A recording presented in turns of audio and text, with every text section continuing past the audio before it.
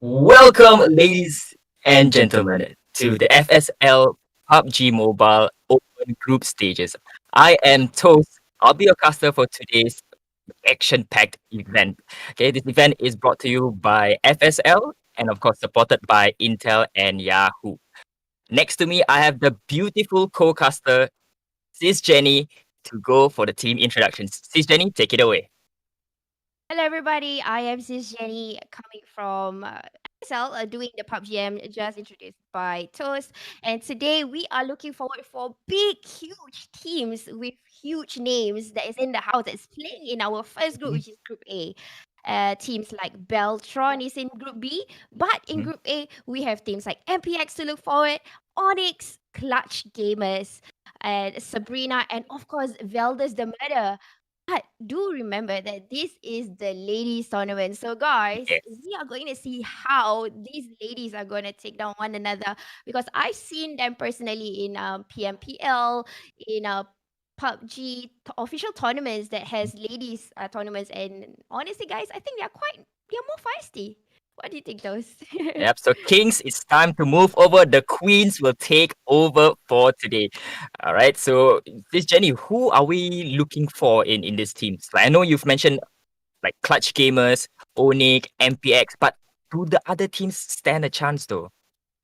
Surprise, Mm, surprise. Because honestly, guys, the prize is something to look at. We have a prize pool of 1,000 SGD, and it's being given into three different segregated positions. And maybe Toast can fill in. What is the prizes, Toast?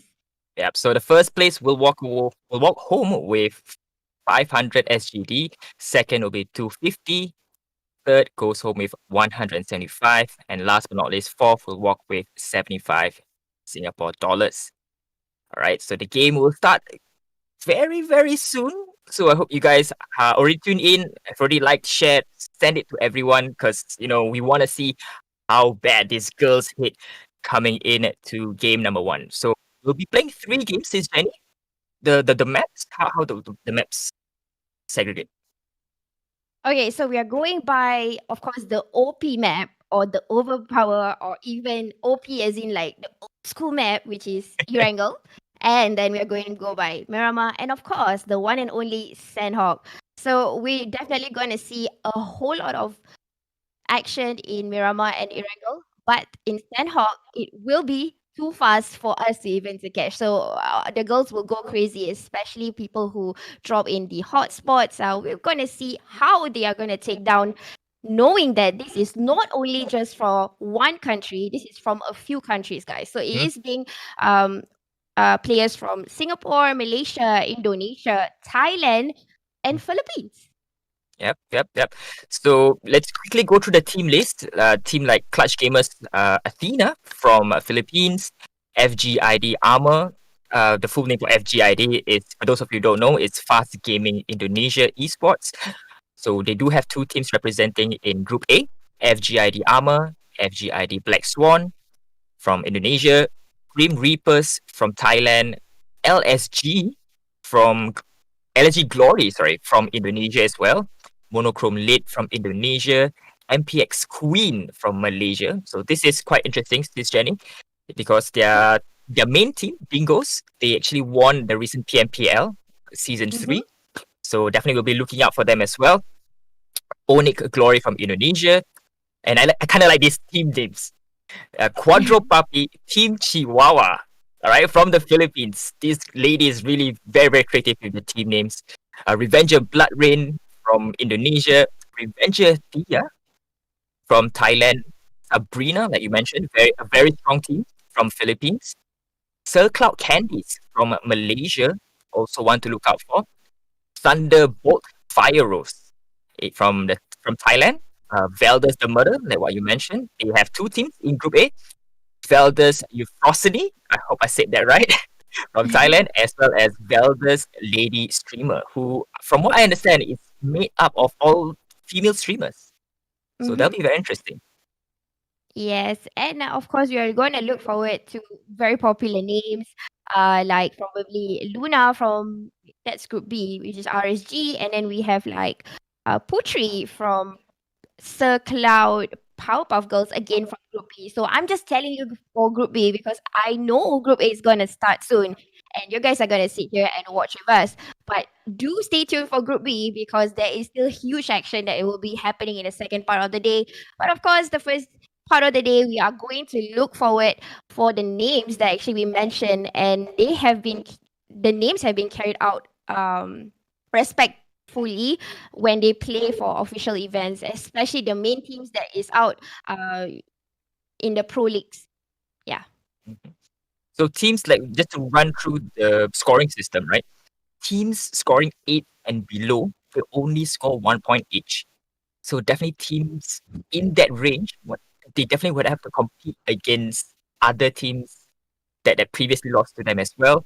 So they'll probably look towards their kill count. So if you can't kill, you probably don't want to be in the 8 to 12 kind of position because you only gain 1 point, and what separates you against the rest of the teams would just be the kill points.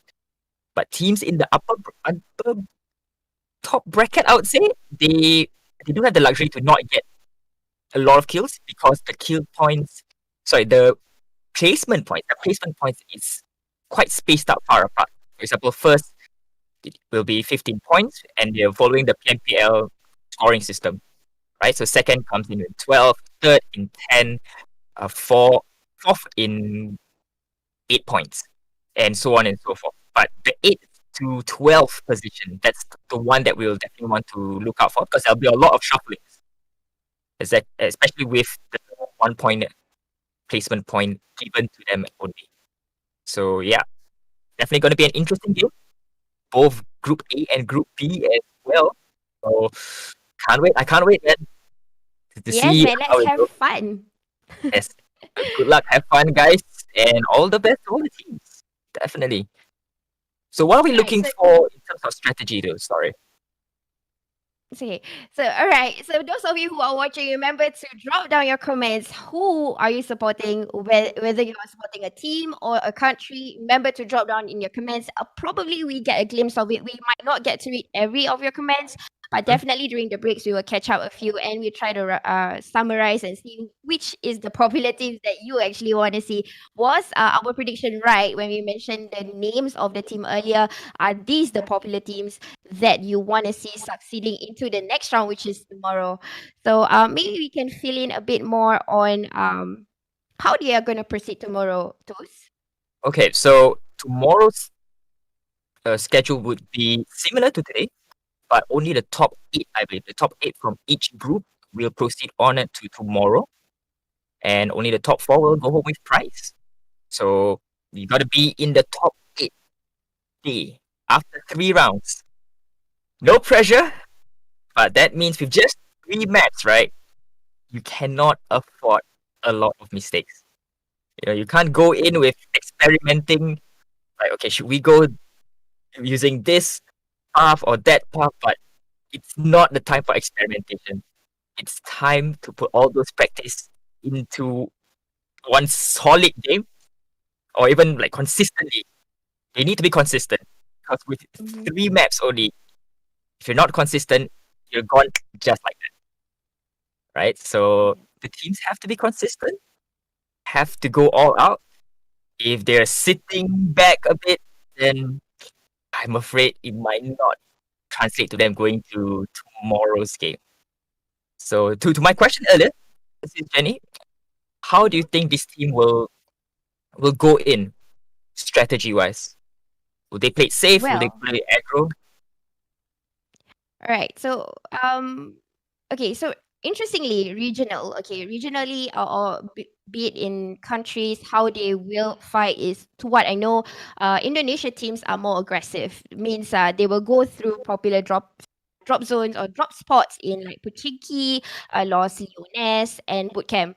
But there are tactical teams in Thailand and also Philippines where they will push, and once they get a knock, they won't wait for another one. They will just go in to get the kill or even try to flank out and gatekeep all the entry and the exit points. So these are some highlights that we might see from certain countries that I've mentioned. But of course, not to forget Malaysia and Singapore, who are the constant rival of each other. They met each other many a times in small screens in all the tournaments. Usually we will share between, the region goes by MYSG, PMPL MYSG, and everything else is MYSG.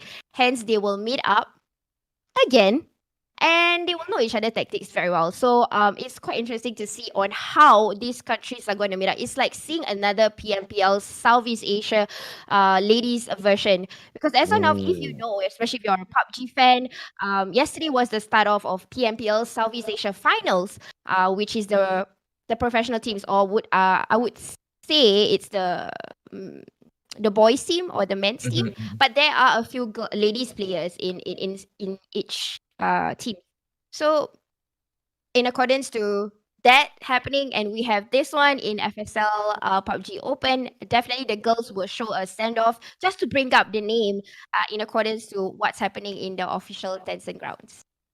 Yep, they'll definitely want to prove themselves here. I mean, they don't have to, right? They don't have to because, we know how well they play, but it's just going to be a bit of that bragging rights to say that, what, we are the champions here and we're going to bring it all the way. So we are going to start the game very, very shortly. Don't go anywhere. Don't go anywhere for sure. So we are going to talk a bit about Group B, right? So Group B will start in after lunch. After lunch, that's about 2:30. So, SisJenny, who are the teams that we are looking towards in Group B? Because you did mention a few teams in Group B, and if you have a bit more time, we will try to cover these teams before we go into game number 1. Looking forward, as mentioned earlier, I would say Clutch Gamers, Athena, MPX, Onyx, Sabrina, Valdez, and also Sir Cloud Candies. Okay, let me just give you a brief through of why they are popular, because one is you always see them in the international grounds, meaning they always participate in PMCO or even small tournaments like management from Game Asia, Game Link, etc., and the list goes on. On top of that, there are also popular managers behind the scenes. For example, Sir Cloud. If you have not known, Sir Cloud is a caster and also a PUBG analyst from Malaysia. So he has brought in not one guys, but 2 teams from Malaysia to represent Malaysia itself. Then I don't need to tell you the introduction of MPX, because Dingos, honestly, this merger just happened in season 3 PMPL. So Dingos actually merged with MPX. MPX actually goes by on their own, but ever since season 3, they had a merger, and this team itself is strong. So the ladies team, it reflects, you see, guys. If the first team out is strong, it is similarly to how the ladies would represent themselves. And I think we're about to start soon. All right, so we start out the first game of the day. So looks like the flight path is gonna be a Western movement flight path with team number 8 already out. So the flight path will end somewhere in hospital, nearby the Mount Everest there. So, and with a lot of teams already out of the flight, we are game on, and we are gonna see team RVG heading southwards. Probably they are aiming for military base. Yeah, so flight route seems easy, cuts in the middle like a piece of cake. Everybody can go into their individual drop zones. Usually these teams are assigned to their own drop zones already. Like I said, these teams are not new. Most of them are experienced team. They are seasoned. They played in tournaments, huge tournaments before, and they recognize each other's drop areas, and I'm sure they will not do the early engagement. But let's focus on the other camera besides the map. We are looking at Team 10, or that is Revenger Blood Rain from Indonesia. And guys, the first zone, the first circle is in the favor of the Northwest region, where I think teams of the Cloud Candies, Valdez, and even Onyx, they don't have to worry on the rotation, because as of now, they're just going to focus on the looting. And after that, get into the zone. By the way, guys, if you are wondering what format are we using in the game itself, this is following PMPL's format. Hence the point system and also the looting, and of course there's no flare and stuff. So yeah, guys, we are following the PMPL format. So looting won't be a problem. They just gotta do their first engagement. Honestly, guys, check out at Jogo Pole. There is 3 teams that's overlapping, and again, we are seeing good teams over there. I'm seeing MPX, I'm seeing SC, and I'm also seeing FGID sharing that area compound over in Jogo Pole and Hospital, and a little bit of the Mount Everest. All right. So my question to you is SisJenny, would teams who land earlier have that distinct advantage compared to other teams that come in later? Because we've seen team number 12 actually drop later than, for example, teams that are somewhere in Milta, for example. Would that give them a distinct because they just drop and they can't loot as fast? Or would that go to their advantage because they prefer this specific spot and they are more how should I put it? More familiar with the surroundings. Yeah. Yeah. I believe so because certain areas in Erangel itself, they have more loot. So for example, places like Milta, players are it's easy for them to find popular guns like M4, AKM. Hence, those are the guns that you need for the rest of the battle from circle 1 till circle 7. Once you already have that, it's no problem. But guys, looking at the camera, now I'm looking at team 11 who is actually proning. Probably they were being contested, and this is Revenger Thea from Thailand. They are all proning right now. I'm just waiting for that rendering to happen, and I believe this is in where are we?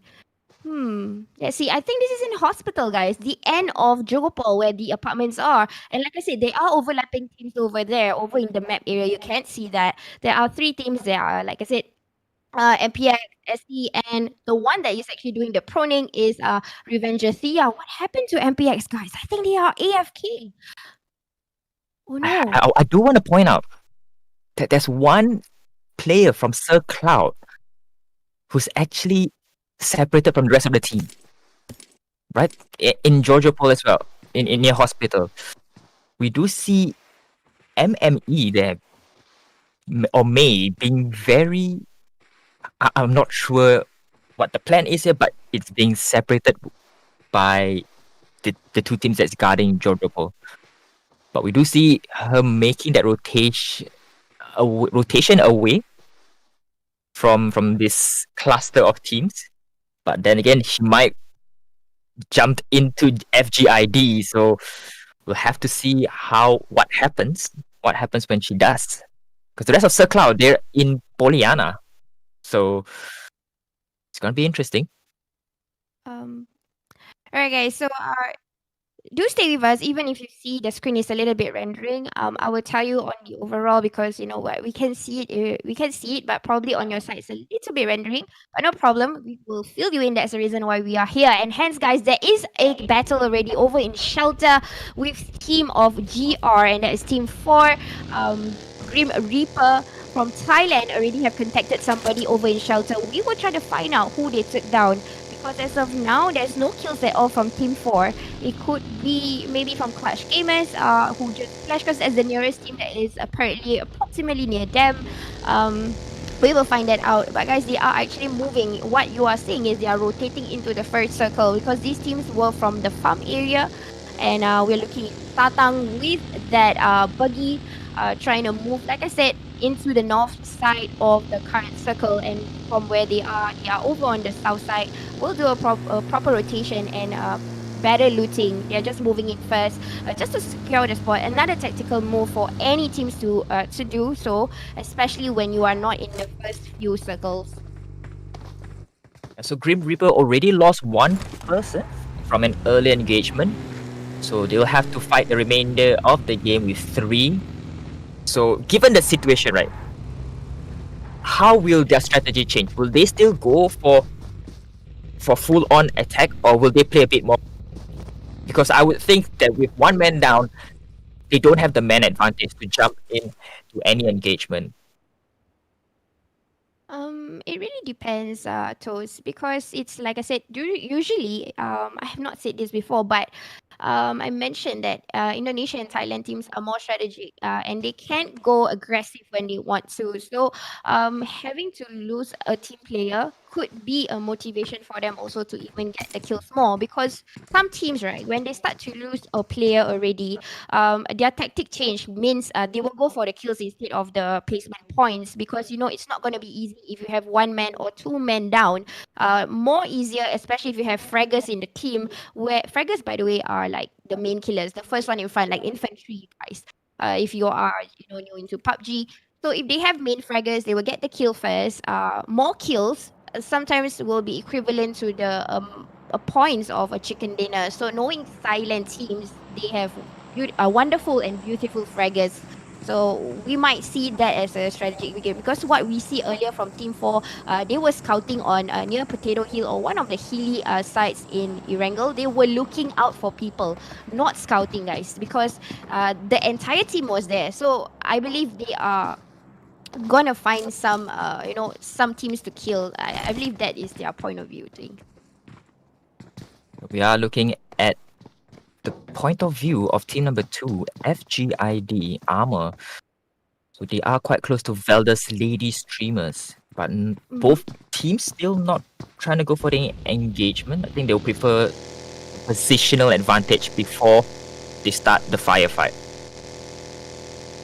So as this first circle starts to close on in, multiple teams so already first circle making is their way. coming in, and teams are just coming in especially from the south side, from the north of Stelber, and people from Milta are coming in, and there will be a crowd over in School and Pochinki. Probably a few teams like Onyx will take their place in Pochinki, and like what was mentioned earlier, Velders was looking into FGID. I'm sure they've seen the movements, just that they have not made any contact. Probably a little bit of pressure fire, but like we said earlier, and you know what, the second circle just came in, and the circle is in the favor of the north side, guys. So teams have to make their way into Jogopol shooting range, and Mount Everest fight is something that I always look forward to when it comes to Erangel, because that's where you can't see your potential snipers. But I feel like Team 4 has an engagement with Team 1 here, moving towards Pochinki Clutch Gamers, guys, with Grim Reaper. This is a Philippines team versus a Thailand team. We can see already one death from Clutch Gamers. Another person is getting a little bit of the damage. I'm rendering a little bit, but guys, between Yana and No Som, he has gone. Oh, sorry, she has gone down. Immediate death. That is eventually revenge is sweet from Yam to Som. Oh, sorry, Nom. I'm sorry if I pronounce the name wrongly, not the proper names. Forgive me. But now we are looking into Clutch Gamers again. I guess they are trying to kill the entire team. It seems like on our screen we can only see 3 kills already. Clutch Gamers have gotten in hand, waiting for the rest of the Grim Reaper. Probably one of them made it out. They have to do a passive gaming, because we are still rendering. We are wondering how and where they're gonna go. Right, so I believe Grim Reapers has already been eliminated, because if you recall, one player has already been eliminated, and they've registered 3 kills by Clutch Gamers. So Team Grim Reapers has been eliminated, the first team to be eliminated so far. And we look at the map. We do have teams still rotating into the second circle. I believe they have ample time to move on in. But the problem is with teams trying to gatekeep the circle, right? If you don't move into the circle fast enough, you're gonna get gatekeep. But if you go in fast enough, you might not get the kills that you want. You might miss all those stragglers coming in to the circle. So it's really a balance between going for the kill and still being safe within the zone. So we see Clutch Gamers here being brought down here by just one player. So definitely he has to play a bit more safe compared to aggro when he was going up against Grim Reaper. Yeah, totally agree with that. But guys, I would like you to divert your attention to the focal point of the current map, where most of these professional teams, how they predict and how they rotate is, whenever a circle closes in, they will usually mark into the middle. That's the reason why you're seeing teams like Velders being in the middle, RVG, another RVG, Revenger is also going into the focal point in the middle itself, where what I'm looking at is beside Jogopol, where there is a link in the middle. I'm hearing contention between Team 16 and Team 7. Guys, this is MPX being contacted with Valdez, TH versus MY. And oh my goodness, MPX. Two of the players already been taken down, moving into the circle. I'm not sure what happened to the other two because right now they only have 2 kills. Onyx is having the vantage point looking into this fight, but look at how they are keeping their walls together. Look at how Valdez tries to contest with MPX, but at the same time keeping the perimeters or the walls, the defense system for themselves, so that Onyx is not able to tap them. Because you can see in Valdez team players right now, the only one has a little bit of damage is actually Nana, and everybody else is in the whites of health. Nobody has any problem. Onyx is gonna skip that, will move and prioritize the circle. Unfortunately, MPX 2 players down already, and now they are just going to loot with what will they skip? Oh my goodness, guys, they are skipping it. Now the rest of the other MPX is there. I'm only seeing one MPX member here, Nana, and I feel that it's gonna get a push here. Oh my goodness, what's gonna happen to us? Fortunately for MPX, they are down by 2 players, like what you mentioned, and now it's not a very good time to be down by 2 players, especially when you're being pushed by teams like Valdez, the Murder, and just one for the. Oh, he missed it! No, he goes for the kill! Nana, and now MPX is down by 3. Oh my gosh, that's so painful to see. Oh my god. Ouch!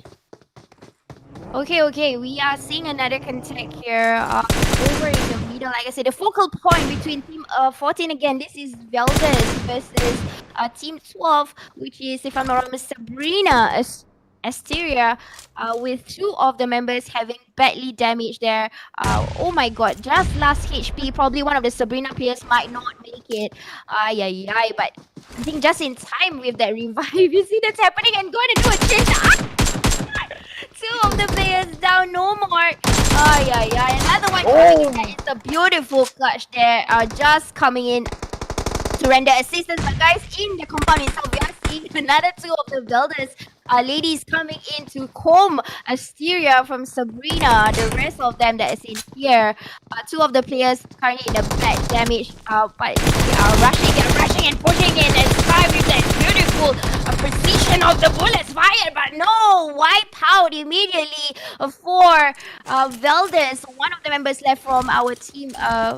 Is at 16, right? Lady streamer, if I'm not mistaken, already back in the lobby.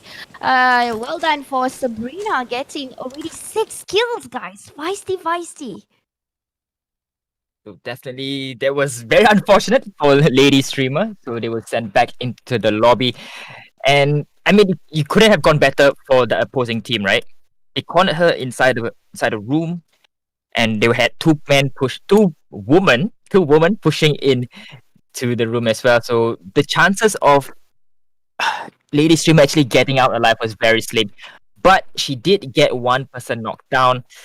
But unfortunately, knockdown doesn't count for kill points. So Team Valdez Lady Streamer has to send back into the lobby. Alright guys, just looking into the map right now, we are moving into the 3rd circle. Like I said, the focal point, in fact, this is the 4th circle already, if I'm not mistaken. Everybody is coming into that prominent area between 2 peninsula of the top region of Erangel and the bottom, which is near Jogopol. So guys, it will be quite interesting because there is this lake that divides between the 2 teams. Hence, we will see a lot of apartments battle or even containers trying to take down teams that will come in by the vehicles, and we might see a clash here between Onyx and also FGID, 2 same country teams that have seen each other, and true enough, they have already alighted the entire Onyx. Seeing one of the FGID players that just made their way into the compound. But moving back into the camera, I am seeing Team 6 right now sharing an apartment. If I'm not mistaken, this is Jogopol also, and we are looking into Team Monochrome Lit from ID, and we were seeing initially, I can't remember which team that was, but there is a team, and guys, another kill feed just happened here. This is Sabrina, if I'm not mistaken. Oh, again, taking down two of the other Velda's team from Thailand. Guys, they are on a rage here, guys. They are crazily killing one another. AST. I want to bring your attention to previously we saw in the minimap, Clutch Gamers, the only person in Jojopo here is being surrounded by FGID as well as another team. So they're apparently looking like they're sharing the same apartment. So it's going to be very interesting to see how Clutch Gamers will either clutch this or get sent back into the lobby. So Audrey still just trying to get the beat on the situation in the house. And I don't know if she understands or senses that someone is in here. So Clutch Gamers, they really have to hold on strong. I have faith in you, Clutch Gamers. They gotta clutch this one for the team. Yeah, I believe they are just probably waiting for the rendering because I kind of get a glimpse through of the comments a little bit. A few of them are saying it's a little bit laggy. But don't worry, this is the first map. Hopefully, the second and third we will rectify the issue. But as of now, guys, just hang on to us. We will give you the information that is needed. Earlier on in the kill feed, we see another RVG taking down Velders. In fact, eliminate Mew immediately. Again, Sabrina is taking one another after one another, guys, in the kill feed because you can see in the minimap. If you're wondering why is Sabrina, it's AST over onto our right side. What you're looking at is the right side. So they have a good area for them to contest. If you can see, they have the vantage point. As of now, in the current circle, there's buildings in where Sabrina is, and people from Velders right now, they are having some form of trouble to get up because once they get up, they don't have any form of cover. It's between the lake and the little land that is in front that they have to run in. So they have to deploy a lot of smoke in order to get a good cover to come into the building where Sabrina is at. But I don't think Sabrina will be there for long. They can't get comfortable too long because I don't think the circle is actually in their favor. Wait. It just shifted, guys. This is the fifth circle. I got a feeling Sabrina might win this. They might win the zone because it is looking in the mini-map. It has shifted to the right side. And guys, RVG taking down FGID team on the kill feed again with one more player that is just not, guys. So it's not a confirmed kill. They're just spotting one another from the other side of the land with only 11 teams in. 19 minutes in the game. That's still a whole lot of teams inside. 35 players still alive. Everybody has to run in the open, or either they have to deploy smokes. And sometimes, you know what? They can actually share the smokes when they are about to run in. That happens, those. So that'll definitely be a very good strategic move to share the smoke because you might not have enough smoke to cover for you, but if you can move with opponent's smoke, that would be definitely advantageous to them. So we do have 4 teams already inside of the zone. The rest of the teams will probably have to start moving. Time is running out. But these 4 teams, will they try to gatekeep this circle for themselves, or will they let them in and because of their carelessness go for the back step from behind? Yes, I agree. They would definitely do a gatekeep. You can see Sabrina is comfortable and zone is on them. How lucky! But Onyx again, on the other hand, they are not in the circle, but managed to get one secured kill from, if I'm not mistaken, that was I can't remember what was the other. Monochrome. They saw Monochrome, so one of them already being eliminated. The rest of the Onyx is coming in. Diana from SC Candies just went down, being seen by RVG and also Onyx. It's a teamwork effort that they killed one another. I'm hearing a lot of gunshots here. This is coming from Sabrina towards teams that are coming in like Onyx, RVG, even Clash Gamers. Yam, he is so brave. She. I need to keep on saying she, man. Oh my goodness. This is ladies, Jenny. So she's actually moving into, but guys, a lot of people is coming in. Even explosion of a vehicle. Jenny on the other hand getting Emily. But now we are looking into 3 teams. One on the other side of the lake coming into crossing over to the land side. Again, it's an open area. They have to deploy the smoke in order to keep themselves safe. shots after shots coming in. Clutch Gamers is keeping herself in there for quite some time. Leka just met up with Gears. Even Daddy seeing Jenny. A whole lot of things happening here.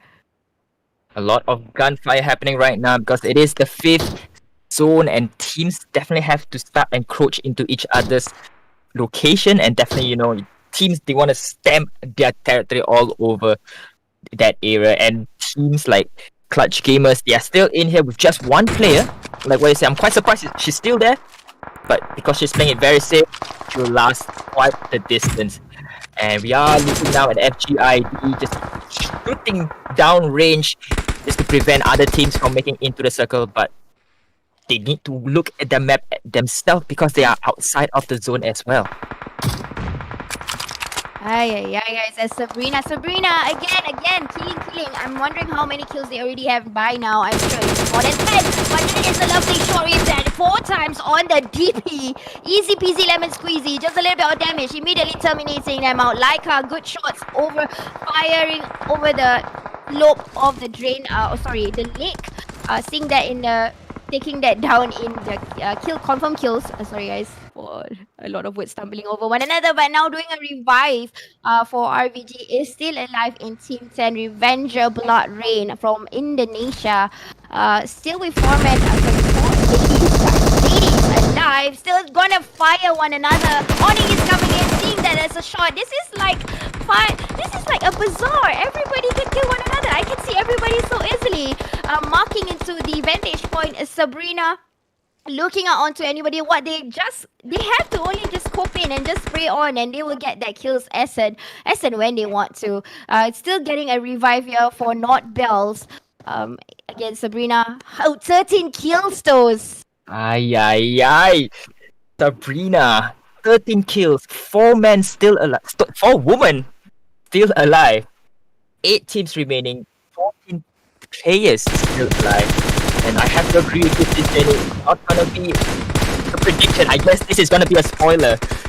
Sabrina could go all the way here. Sabrina.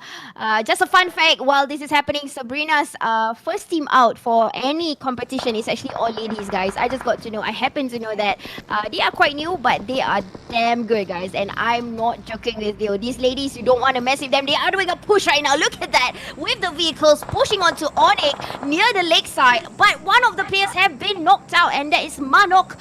But probably will get a revive ASAP, deploying the smoke early. This is really good skill sets they are showing off right now for Sabrina, even though from the vantage point, still helping with the smoke, covering the team players, because that is the ideal point. If you are an experienced PUBG player, you cannot lose not even a single man alive, because those are the factors that will bring you to get into other kills that will come in the way. Easy peasy, just like that.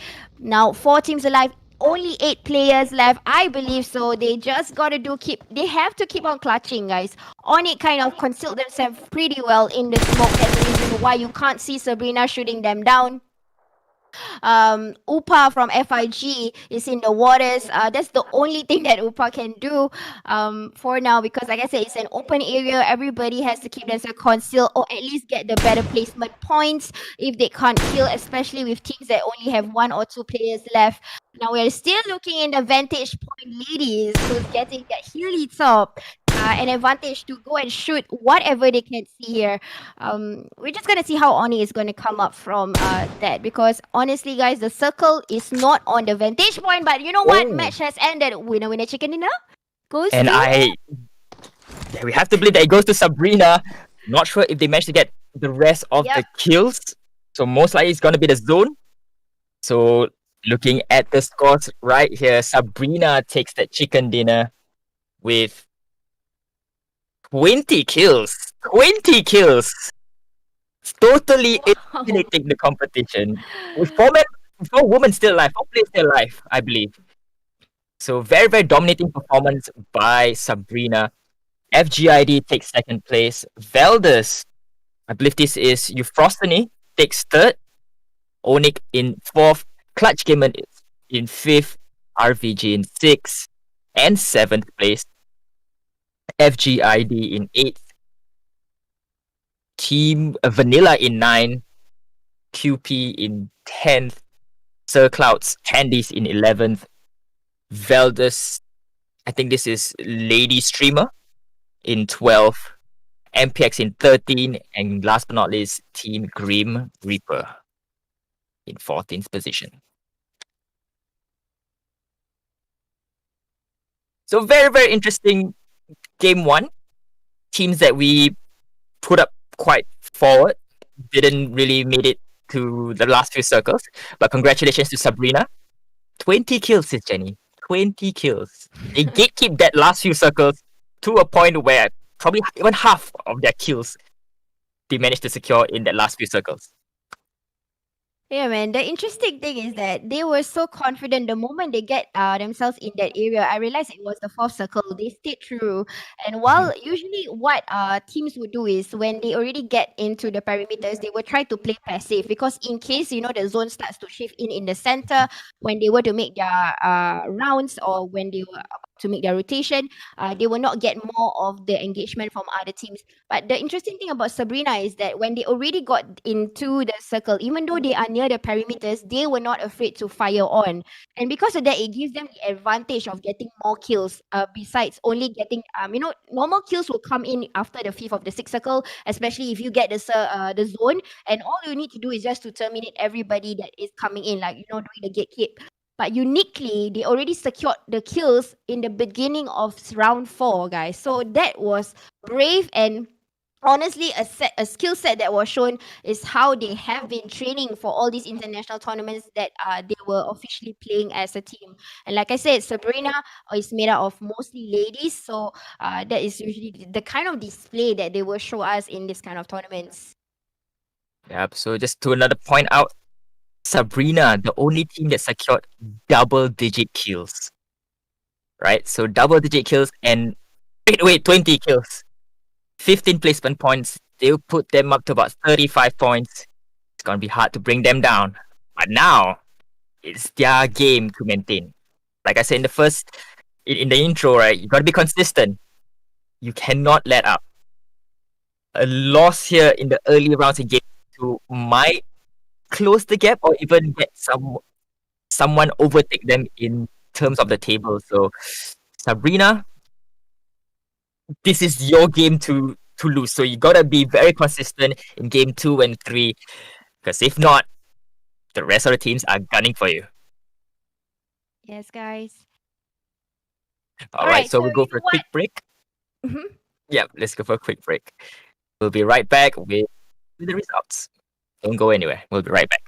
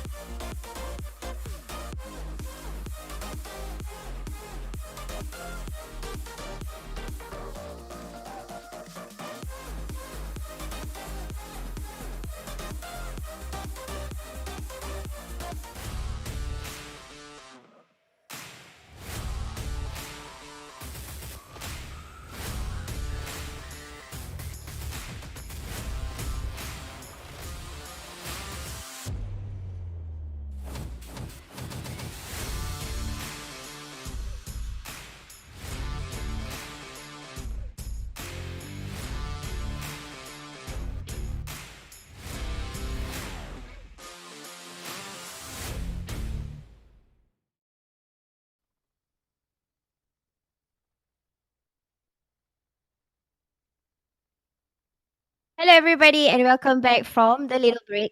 And we are going to tell you a bit more on the score. But I hope you are still tuned in. And if you are still tuned in, remember to give this stream a follow, like, and share. We are from FSL, so you are watching us live from this page where you can see other games that we will be providing in the future. There's more than one platform. Today we are just going by PUBGM, and enough chit chatter from me. I will pass it down to Toast because he will tell you about what just happened in the game, especially the scores. Right, so game number one ended emphatically for Team Sabrina. 20 kills. First place puts them top of the table, 35 points. Second place comes for Velda's live streamer, lady streamer. Sorry, lady streamer. So even though they ended up in third place, but their kills was enough to bring them up to second. So Black Swan unfortunately drops down one spot, so they're in third. Onyx in fourth. In the previous game, I believe Onyx had the disadvantage of being in the water, with Sabrina having high ground advantage. Right? So I think we're gonna go straight into game number two. We are gonna go into Miramar with the flight path heading into Campo Militar. So SisJenny, take it away. Game number two. Alright, guys, welcome back to Miramar, where the Sandy Sands are and the cowboys or the cowgirls will be at. We're seeing a very beautiful flight route moving towards the east side, but it's pretty much easy for these teams to maneuver anywhere they want to, knowing that the first circle is again going in the favor of the flight zone. So, again, like I mentioned, most of the teams are actually secure.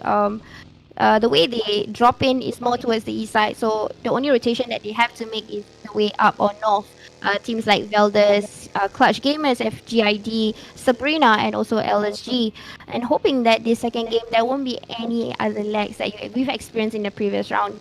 Okay, so let's look into the first camera here. We are looking into Team RVG, moving across the perimeters of the circle on the left side. Similarly to how our Veldes Team 16 is in right now, they are just near the perimeters of the Picado, actually nearby to Team. Can't really see what team that is, but it's okay. We will find that out soon. Teams that have got into the focal point in their luck, I would say, is actually another team RVG, FGID, Grim Reaper, and of course SC Candies taking over Impala, QP taking in Al Azhar. So these teams, they don't really have to worry on moving or rotation as much. They just got to concentrate on their looting. And so let's look into Team 16, who is currently with the Mini and Uzi. Gonna look out for more things, but Mew has to be careful with the movements because Onyx is just on the opposite of Picado. Again, Indonesia teams, they love, it's like their hobby to drop into the hot areas. That is their training grounds. Hence, places that is famous like Picado, Los Leones will be taken over by feisty teams from these countries itself that we mentioned earlier. So we do see some Toxin Turby from Team Velda's lady streamer there. Currently they are in second place. So again, teams really have to be a bit consistent to make sure that they end up in the top 8, because the top 8 will move forward into Sunday Club. Right? So the top 8 from both groups will be merged into one group to go up against one another for those prizes. But we are going to focus on Team Sabrina here, who are sitting comfortably at the top of the charts with 35 points. So Mystery just continuing looting. I believe they'll be quite safe for the meantime, because it is, after all, the first circle with just 20 seconds before the zone starts moving in. So do they copy their strategy from game number 1, SisJenny, or do you think they should go even more aggressive in game number 2? It's hard to say because again, this is Miramar. Miramar is actually one of the favorite maps for countries in Philippines, and Thailand players or even the ladies players, they would like to take the vantage point, like the peak of the summit of all the mountainous areas in Miramar itself. as of now, they are just going to go by compound, especially Los Leones. You can have about four different teams to even be looting in Los Leones. But right now, I think LSG is quite lucky to have the entire compound by themselves. If you can see on the south side of the mini map, the current circle, you can see there's only LSG in Los Leones. So interestingly, RVG, the team from Indonesia, is about to take the vantage point of the summit of the highest peak in Miramar right now.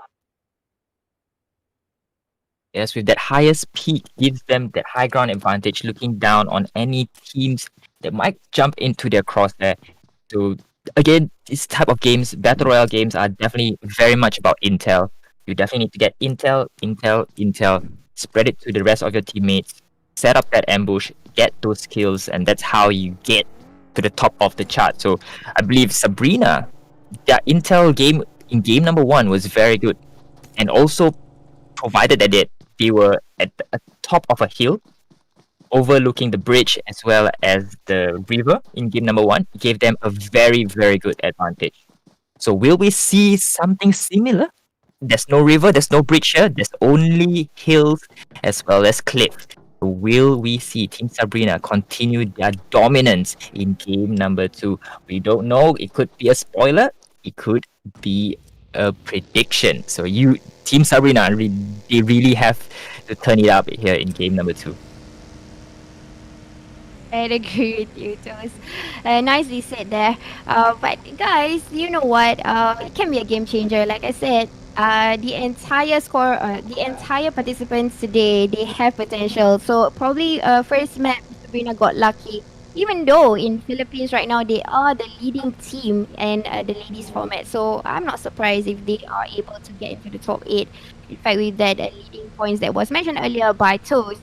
And here's what I want to mention here is that interestingly, the first circle, about 20% of the circle is taken by the waters. So it might be interesting if we were to see it shift slightly towards the waters, then it will be quite tricky for them to choose the areas that they want to be at. And we can see a potential battle here between SC Candies and Sabrina coming into Impala on the east side of the map, or southeast, we would say.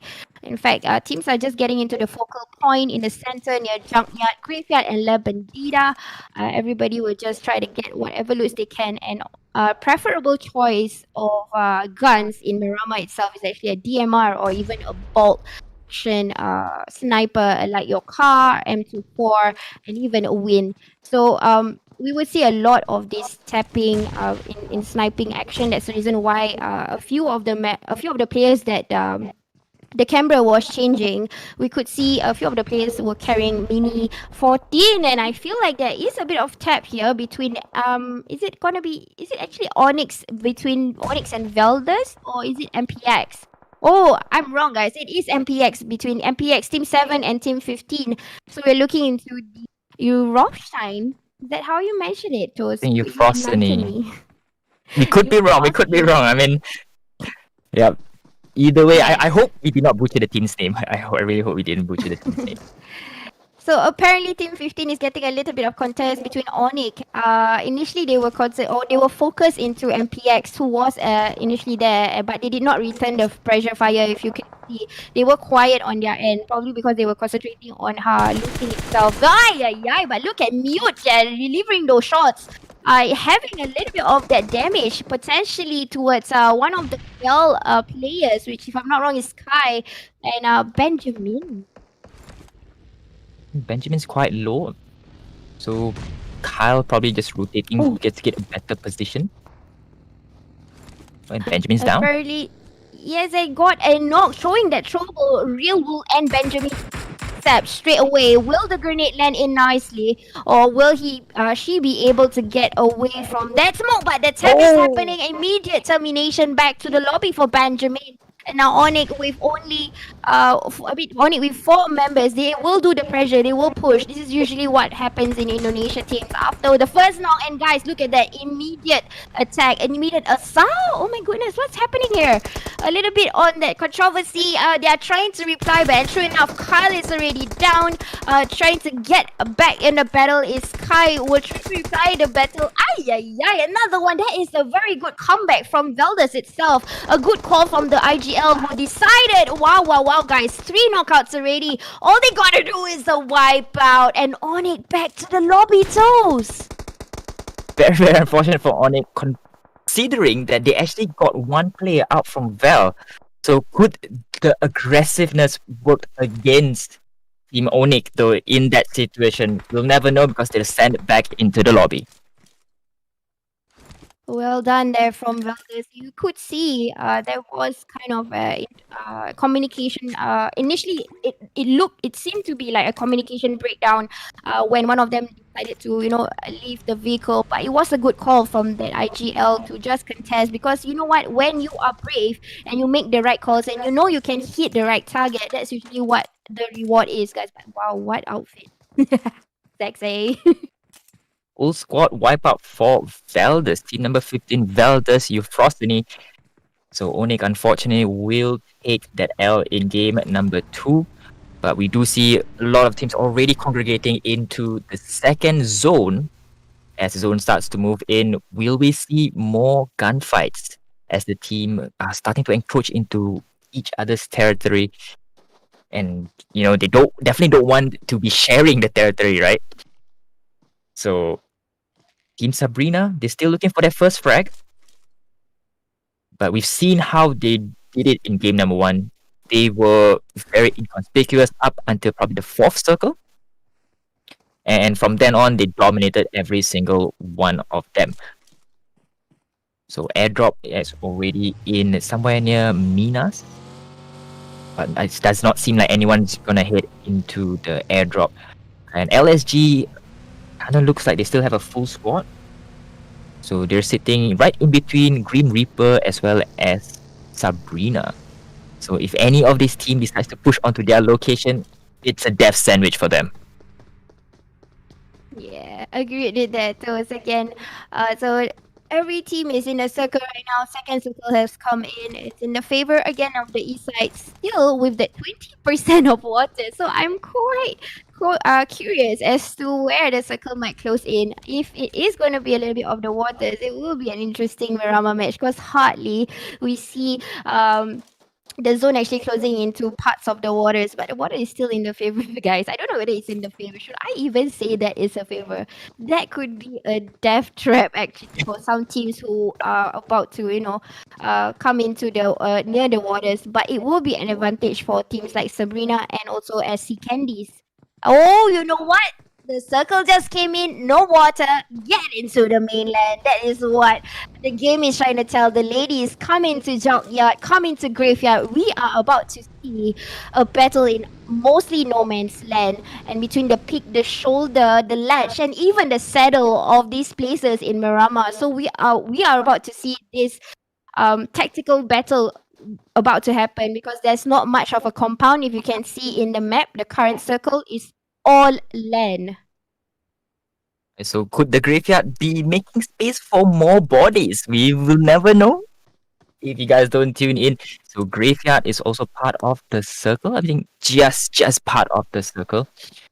While Veldus making their way past that airdrop. Will they go and get that airdrop though? Quite surprised. It seems like they are moving towards that airdrop. But right outside of the zone, in the bottom right hand of the map, we do see Sabrina. They might be engaging against Sir Cloud. As we are jumping back into Veldus, team of 16, a bit of a bumper car action there. But team number 10, it seems like they are already securing that high ground advantage, and definitely they know that team 16 is jumping in. But MPX Queen, not sure what happened there, as Elsie, bam bam.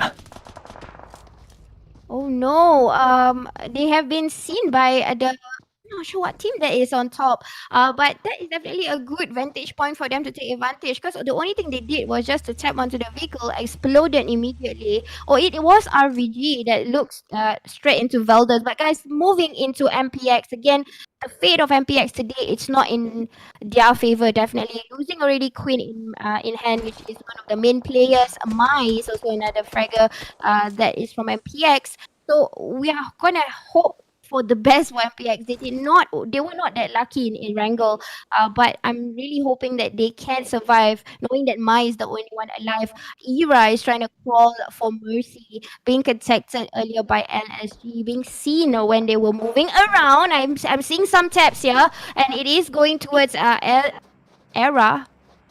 Era is being tapped already. I don't think Era would be able to survive. But on the kill feed itself, there's another fight engagement that's happening between RVG team and also again Velders. This is a long range tap between the northwest side of the current circle. Sabrina coming back into the kill feed, meeting up with Circle Candies. We're gonna see that in a bit, but let's just focus on this map, on this fight first, where there is a few teams here. Long range tapping between RVG Vel, but on the other hand, there is another team that is also delivering the shots towards Velders, which is unfortunately the center or the sandwich team right now between RVG, and Velders. So there are two RVGs attacking them. So Revenge's Blood Rain just dropping rains of hot lead onto Velders. Can they survive? It does not seem to be likely because there's only one player left. And Nana already knocked down. I don't believe they'll have enough time to go for that pickup. So they have to play it a bit safe here if they want to secure those placement points. Because like you mentioned, SisJenny, once it's a tight game, right, placement points takes precedence. So you might want to get a lot of kills, but in the position of a tie, your placement definitely takes precedence. Yeah, and I feel really bad for Mai right now. She's away from the circle and she needs to get a vehicle to get into at least the passive gaming. But we are about to see a potential battle here. Yes, and FGID, without further ado, just decides to spray. But it might be a bit dangerous for FGID, but nobody is stopping. They don't even want to fight for RVG. They want to prioritize the circle. They will not stop to fight back. That is really quite an advantage. If SGID were to fire together, they might just get one kill out of it. But you know what? Monochrome has did a sniping action here on the vantage point to... Is that LSG? No, it is Grim Reaper versus LSG right now. Moving again, but no. We did not get to see what happened to that. 3 players being taken down again. Moving into the circle. Sabrina is right there. Joey is the only person here. Only can do the snaking action for now. It's really vulnerable for Joey. If Joey were to fire and they were to spot Joey, and Joey will go back straight to the lobby, right? It's just clutch gamers, guys. You do not want to be seen in any while moving into knowing that you're the only player alive in that particular team. But Sabrina again going into Grim Reaper when it was another team. Sabrina. They were the third party. And they are coming in, just bringing down players after players, guys. Now this is a 2v1 affair between Grim Reaper. Sabrina, already 2 players knocked down, popping the smoke just to obscure the vision so that they can go for the pickup. And Mystery here just providing some much needed suppressing fire. Probably just to get Styx and Rara back on their feet. But again, this is going to be an uphill battle for Sabrina. So they definitely don't have the advantage coming up. But Grim Reaper, they really have to push in because 3 members are there for the taking. Will they go for this push? I don't think so. Yes, and Sabrina is just placing onto the shoulders of the heels on the peak is actually Grim Reaper. So I believe it is actually an advantage, but no. Grim Reaper did not make it. Sabrina just prepared themselves well enough in order to take down the entire team. Another wipeout for Sabrina, guys. Sabrina is so feisty today. Shout out to the Philippines fans. Quadro Papi, team number 9. Already losing Bano. Sakura quite low on health. Len and Roxy still outside of the safe zone. They need to move in because the safe zone is starting to hurt. This is the 5th safe zone, SisJenny. So teams, they cannot rely on just not engaging on anyone inside of the circle. They have to really grab the game by the reins and go for those kills. And looking at the circle, no one is definitely gaining that positional advantage in the circle just yet. They are still playing outside of the zone. And whoever's first to come in here and get that high ground advantage will definitely be in a very good position to win the game here. Yeah, so secured the zone enough is FGID moving into the north side, which is quite strategic and smart, I would say, because there's not a single team that's going to contest them while doing the rotation. But it is quite vulnerable for the rest of the team. If you can see in the in the east side of the map earlier, there was quite a crowd there, and still MPX, the only sole survivor, needs to move in. You can see that Mai is still on the outskirts of the current circle. But guys, everybody will just do a spray for all the teams that will come in. There's Monochrome, there's Velders, there's Sabrina even, and also Clutch Gamers. We are about to see a bloodbath indeed. Outside the perimeters here, FGID seeing Sabrina, but they are not afraid to stop and fire. That's the thing about this team that I kind of idolize right now. Sabrina still with 4 men.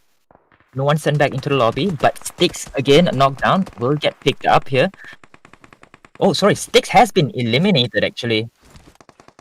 So, but now it's an uphill battle again for Sabrina. It seems like game 2, it's always been an uphill battle for Sabrina, whereas in game 1 they were the ones looking down. What a turn of the tables here for Team Sabrina. Can they grab more kills? Because they've already registered 8 kills. And we are moving into the 5th zone. So 8 kills, definitely very good to have here. Oh my goodness, guys. Clutch Gamers just wanted to contest, but I think they have been eliminated already, being seen by QP or Quadro Papi Team Chihuahua.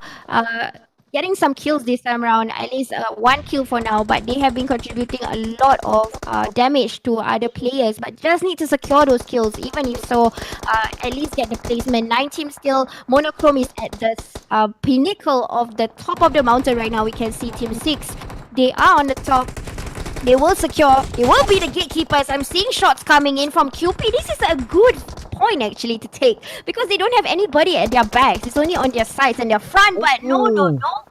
Monochrome having to see them, taking them out. That's exactly what will happen if you happen to be in that position. FGID still standing strong. 2 teams still alive from FGID. So is RVG.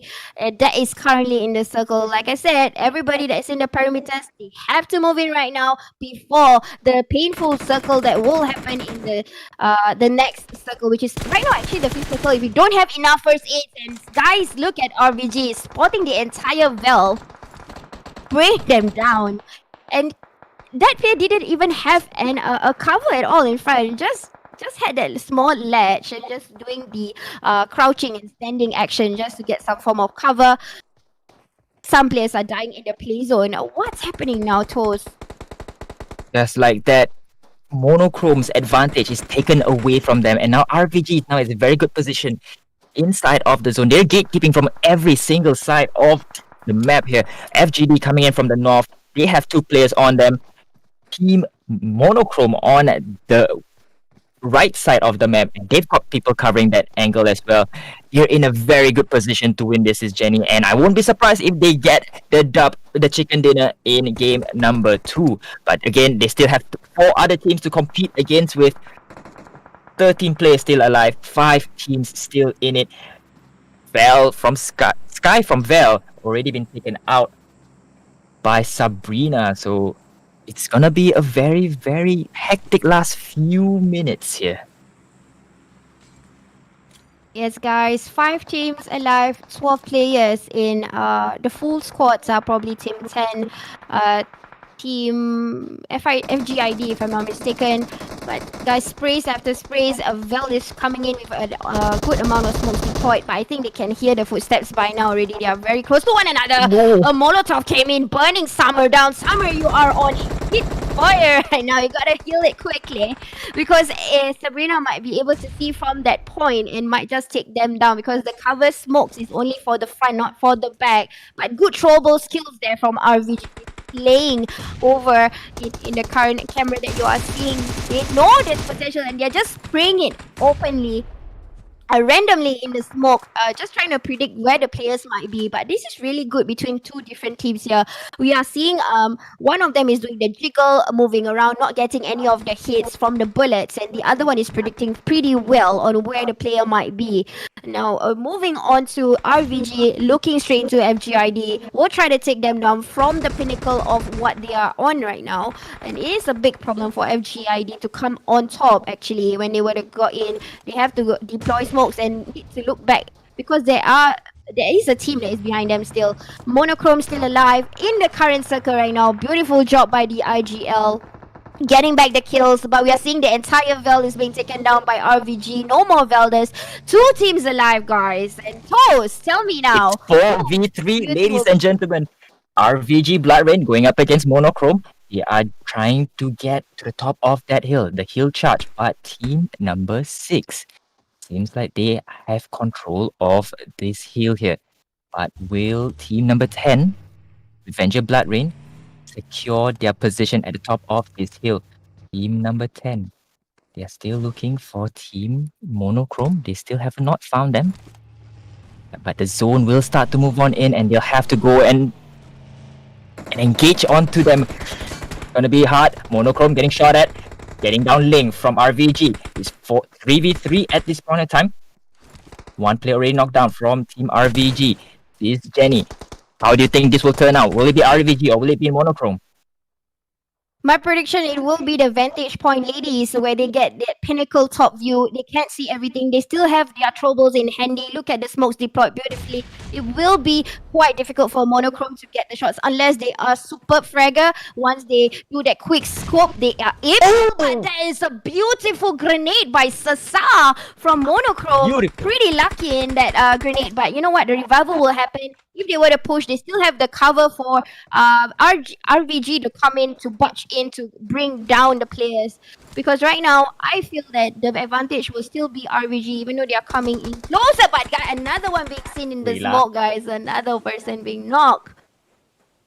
Oh, it's gonna be a very, very tense few moments there.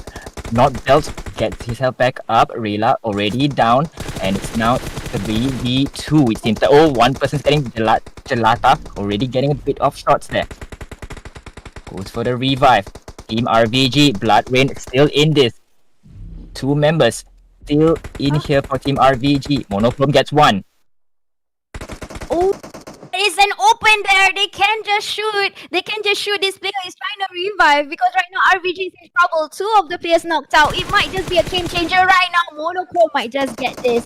Because it's going to be a 2v1 affair. Just one more player. Winner. Chicken dinner toast. RVG. Sorry, no, it's RVG.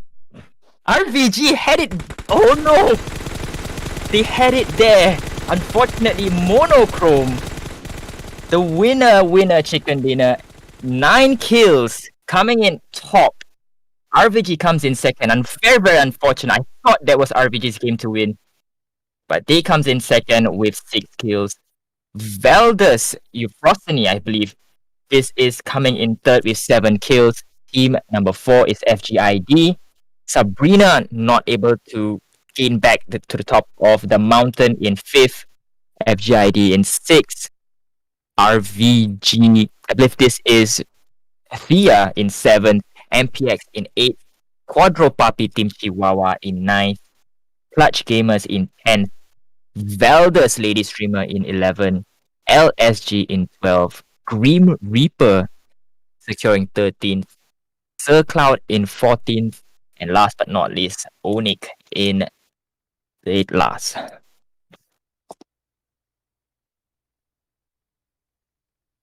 Ladies and gentlemen, that was a very intense last few circles. SisJenny, definitely mind-blowing on, especially that grenade, right? That grenade. Mm-hmm. Blowing up right in front of that guy's face, dropping him down, but they did not go for the push. If they had gone for the push, they would have easily took out 2 members. But that's how the cookie crumbles, right? So Team Monochrome, your champions for game number 2. Really unexpected, but it was a definitely good call from Monochrome to just barge in, even though they know they are on the lower. Because usually when you are a player, the IGLs, we will know if we are at the vantage or not. And usually when you are not at the vantage point, you don't push, you wait, because the accuracy of the bullet that might drop in will be from the vantage point. But that was really a good call, and the zone was helping Monochrome in a way, because RVG was comfortable at the top until the zone came in. So even if they had the revive, they didn't have the time to heal. That's the reason why the players went down one by one. And then unfortunately only one player from RG, and also that's the reason why we got a little bit confused as to who was the winner chicken dinner. Yep. But Monochrome had that time to revive, and the zone wasn't closing on them. That's the reason why the player was still alive, and hence it was 2v1 fight at the very end. Yep. So the zone was basically in between RVG and Monochrome. I think in the fifth circle it was RVG. Sorry, it was Monochrome. Six was RVG. Last but not least, it was Monochrome, and that was the winner in game two. So the circle picked Monochrome as the winner, and very very unfortunate for RVG. Guys. So, anyways, I hope you are having fun watching this PUBG Open. Give a shout out to the ladies that are playing, especially maybe the names of the players. And maybe we get a glimpse through. We can read it out for you. Looking at right now, I believe the feisty teams are still Sabrina, closing in at the just behind them is actually Velders. We keep seeing them in the kill feed, even though the kills are not so much. It's the damage that they have been giving, the knockouts that they have been giving. These are the potential fraggers that we should be wary of, especially if you are from that. If you are from the opposition team and you are watching this live stream, hence they are showing a good potential skill set. They are able to get the bullets delivered to the player, and that's the reason why you keep seeing them in the kill feed. So maybe re-strategize on how we are gonna, contest, especially when you want to meet up these teams that you already see in the kill feed. That those are hints, especially if you're playing in big tournaments like this. You know that this team is nearby, and that's where you re-strategize on how we're gonna tackle the main fraggers, especially. That's the end of game number 2, ladies and gentlemen. Don't go anywhere. We're gonna head into game number 3 very shortly. But of course, we have to go for a quick break. Don't go anywhere. We'll be right back.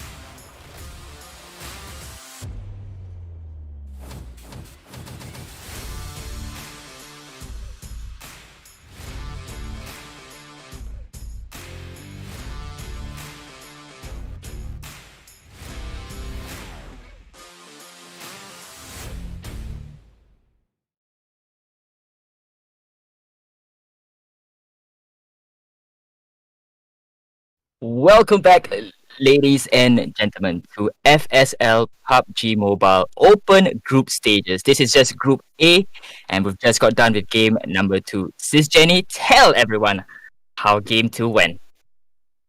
Well, I was actually quite happy with how game two went. Everybody was in their A game. I think they just finished their warm up in Erangel. So unexpectedly, Monochrome gave us an amazing 29 points. By the way, guys, it was 29.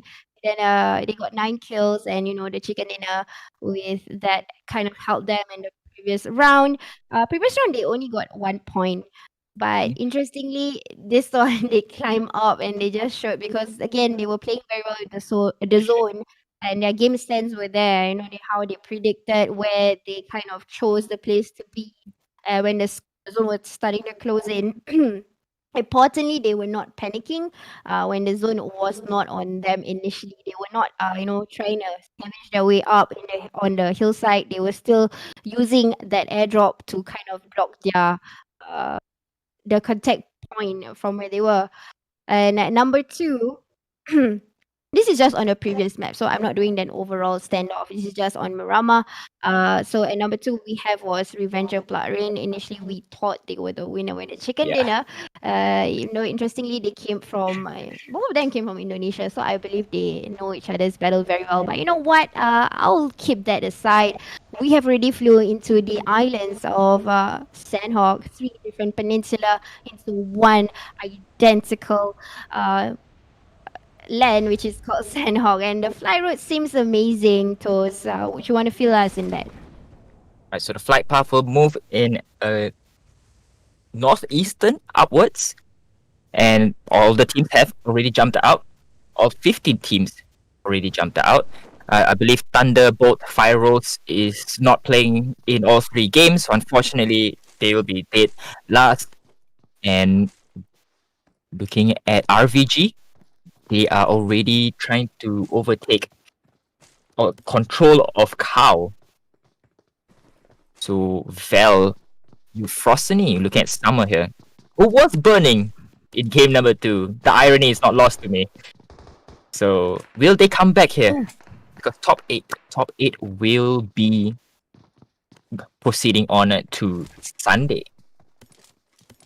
And yes, just to divert your attention a little bit, over in boot camp, we have 2 potential teams. Like I said, I mentioned again and again, these 2 countries, they love to play with pressure. They love to play with tacticality and, giving the bar action, a word that I quoted in Indonesia, the slang, I would say, when they would have come into such places. In boot camp now, we have a Thailand team and Indonesia. My bad. It's Philippines, and in a Thailand team over in boot camp, Sabrina and Val from the pro players team is coming here to win the first fight. But I think we already had a damage from one of the players, if I'm not mistaken, over to Sabrina. And Sabrina is actually opening up. Only one of them dropped into the warehouse and currently is going to get assaulted by Velvez. And true enough, with that AKM work, without even having to scope in, Iron Sight on, just brought down one of the members of Sabrina. Now, this is going to be a disadvantage for Sabrina to be on the leads of the kill points this time around, with one of them missing. Now, they're going to keep coming back for more. 2 of them is here, although equipped with a Vector and a QBU in hand, QBZ in hand, just waiting for Velders to come in. Summer will be the first person to probably bring them in. But Sky did not get to cover that shot. Oh no, another one goes down. I think this is going to be an easy peasy wipeout. True enough, Velders gets the first wipeout. 4 kills in hand already for Velders, but no more Sabrina from the match.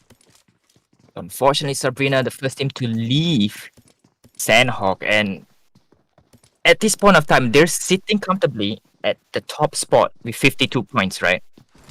But with this early exit, can teams like Monochrome, Revenger Blood Rain, FGID get those kills stacked up to dethrone Sabrina?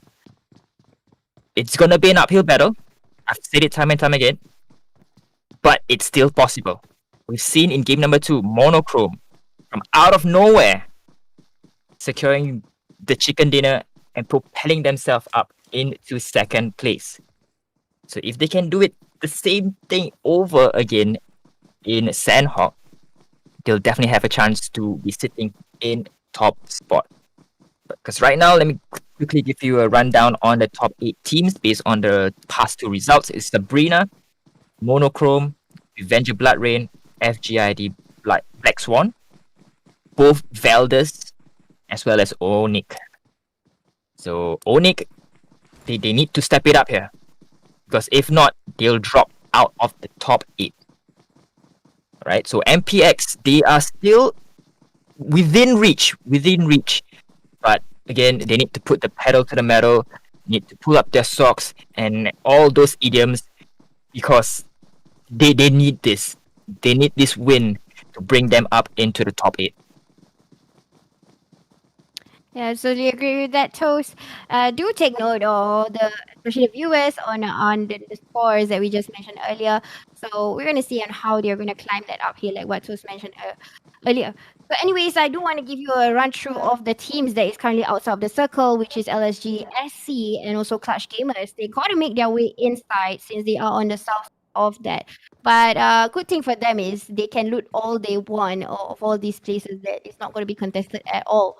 Probably maybe Sir Cloud Candies might be third party from the back from Clutch Gamers. But we can see LSG they are coming into the circle and were probably made up in Painan, where there are a few teams, including Grim Reaper, who had such a good game instinct, and how they kind of split into two. But there's another contest here over in Hartin region, where RVG made up with another RVG. One of the players already been terminated, brought back to the lobby, and if I'm not wrong, that is team 15. Sorry, not 15, 15. I think that is team 10 10 versus and 11. team 11. Yeah, so two different countries, same clan. Thailand versus Indonesia over in the Hartin regions. Galeta, as the pilot, is going to maneuver over to Cow. But we have another engagement, which is FGID versus Monochrome over in Bun, near Quarry. So this is quite interesting because there's a little drop there, or a saddle, even the cult in the middle of where these two teams are. Again, we are looking into Monochrome, who is more aggressive. Usually this is the algorithm of the teams. When they already got themselves good kills, especially getting a chicken dinner the previous round, it gives them the momentum to even go on better for the second round. And we can see how aggressive Sasa is moving, not caring about the movements of the left and right. She's just jiggling around to get kills and get covered for the team player that got themselves knocked. But you realize that FGID is not moving as much as Monochrome. They were more aggressive. So this is the algorithm that I'm talking about. They have the mood to go and keep killing. But you know what, guys? FGID already have that one knock. This is really a good comeback because he makes sure that they already got the first knock, so they already know what team that was. If they were looking at the stream, they know that this team kind of won the chicken dinner. Another knock is happening here. Sasa has been seen. This might be a game changer indeed, because we can see FGID is going to push, guys. Look at that, Toast. We already know that 2 players from Monochrome has already been knocked down. So you're right, FGID is starting to push in to Monochrome's location. And they really need this. FGID Armor team number 2 really need this because they're out of the top 8 right now. So if they manage to get this elimination, totally wiping out Monochrome, then first and second spot in the overall standings is out. It's already been set. They can't get any more points. So the rest of the teams will really need to play catch up to get those points to make sure that they are in the top 8. And teams like previously we saw, seems like they were quite old, but Monochrome coming with a comeback. Laika already getting knocked down. So Team Monochrome, they've managed to get players back up. Nice. So how will they fare now? With already Vanilla back knocked down, and 3 players going up against the rest of Team FGID. It seems like it's going to be a back play here. FGID did a good flanking. They were opening up. Like Ney is on the other side, getting ready to snipe. For usually that's the case when you see one of the players being a bit far. They kind of already confirm the position of the players. Hence, they kind of make their own position opening up. But Monochrome wants to come back, so they are not.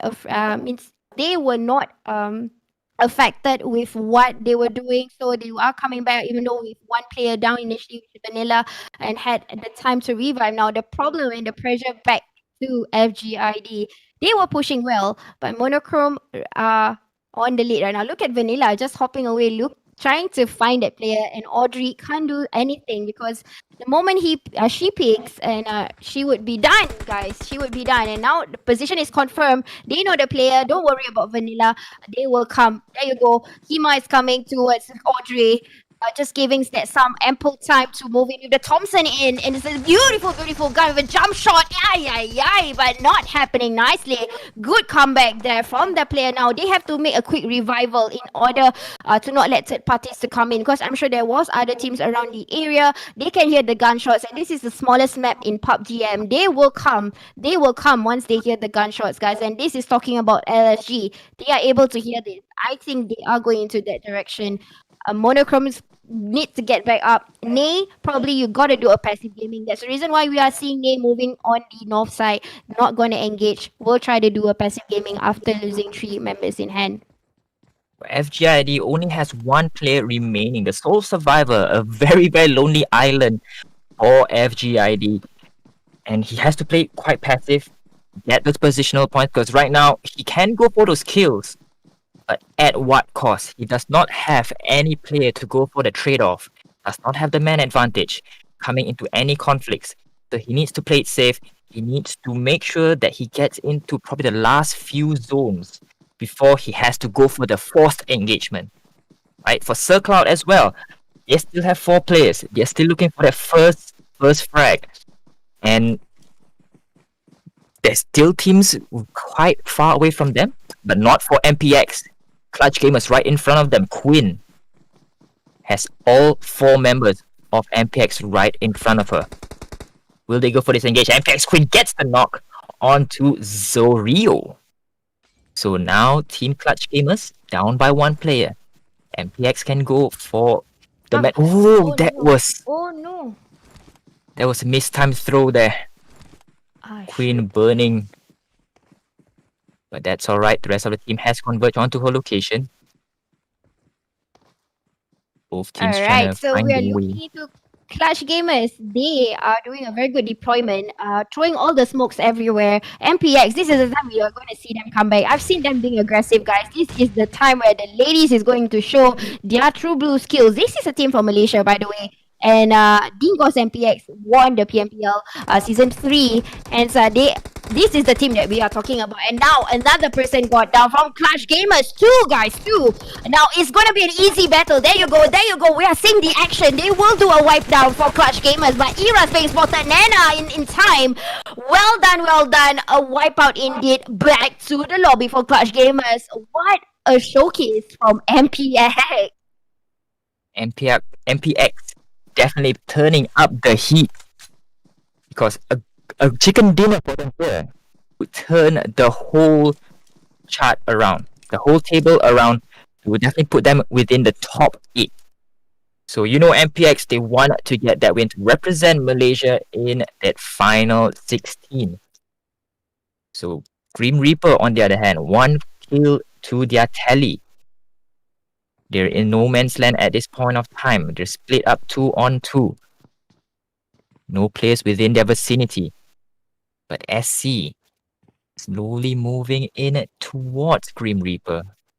Quadro Puppy, Team Chihuahua as well. So teams are quite spaced out for the moment here. But that will soon change once the zone starts moving in and the third circle will pop up. So where would you think the next circle will be, SisJenny? As to my calculation and my professionalism here, I'm just kidding, guys. Anyways, just joking. So I might predict this circle might go towards around Tedmog, because the first two airdrops is usually the hint for the algorithm of the game to be in that part of the region. But I might be wrong, because Onyx is actually moving towards near bootcamp. They were from Paradise. They moved out to this is the areas where Team Secret likes to be in, Dingos likes to be in. If you were to refer back to PMPL, MYSG, they usually play in that region. I'm sorry, I'm just talking about MYSG because I tend to watch more of that than the other countries. I do watch other countries too. It's just that I can't remember most of the teams where they would rotate to. But these two places between Bootcamp and Paradise are the pinnacle point or the focal point where all the other teams will start to engage and the third party will happen. But I would like to see this particular area in the south side. There is LSG about to meet up with Monochrome, where you're seeing here Quadro Puppy together with Grim Reaper, seeing that person behind the tree, giving that good amount of damage. Now, this is going to be a problem for Grim Reaper's player to get up. She has to go and deploy the smoke. But oh my goodness, one of them has been eliminated just like that. And Monochrome, on the other side, has already lost one player. Not really lost, but knocked down. But it's as good as lost, right? Because you can't shoot when you're down. And you definitely have to pull one gun away to go for that revive. So LSG, if they go for this push, they could eliminate Monochrome. And Sir Cloud, if you look at the map, are moving towards LCG and Monochrome. While Quadro Puppy is being quite preoccupied with Green Reaper. They've already gotten one knock, but at the same time, they also have one player sent back into the lobby. Yes, totally agree with that, Toast. Coming in is Sir Cloud Candies. They are hearing the shots. They need to get the kills. Like I said, they have been bubbling under the scoreboard, and this is the last map. But that is a beautiful Molotov being tossed in by Monochrome. Really gangsters, guys. Look at the way they fight. They are so angry. Monochrome. Yes, that chicken dinner definitely motivated them to do 10 times better than the Erangel match. They are just killing. They are like dominating one another right now. They are just going on killing, sweeping clean of the entire route that they will come in from.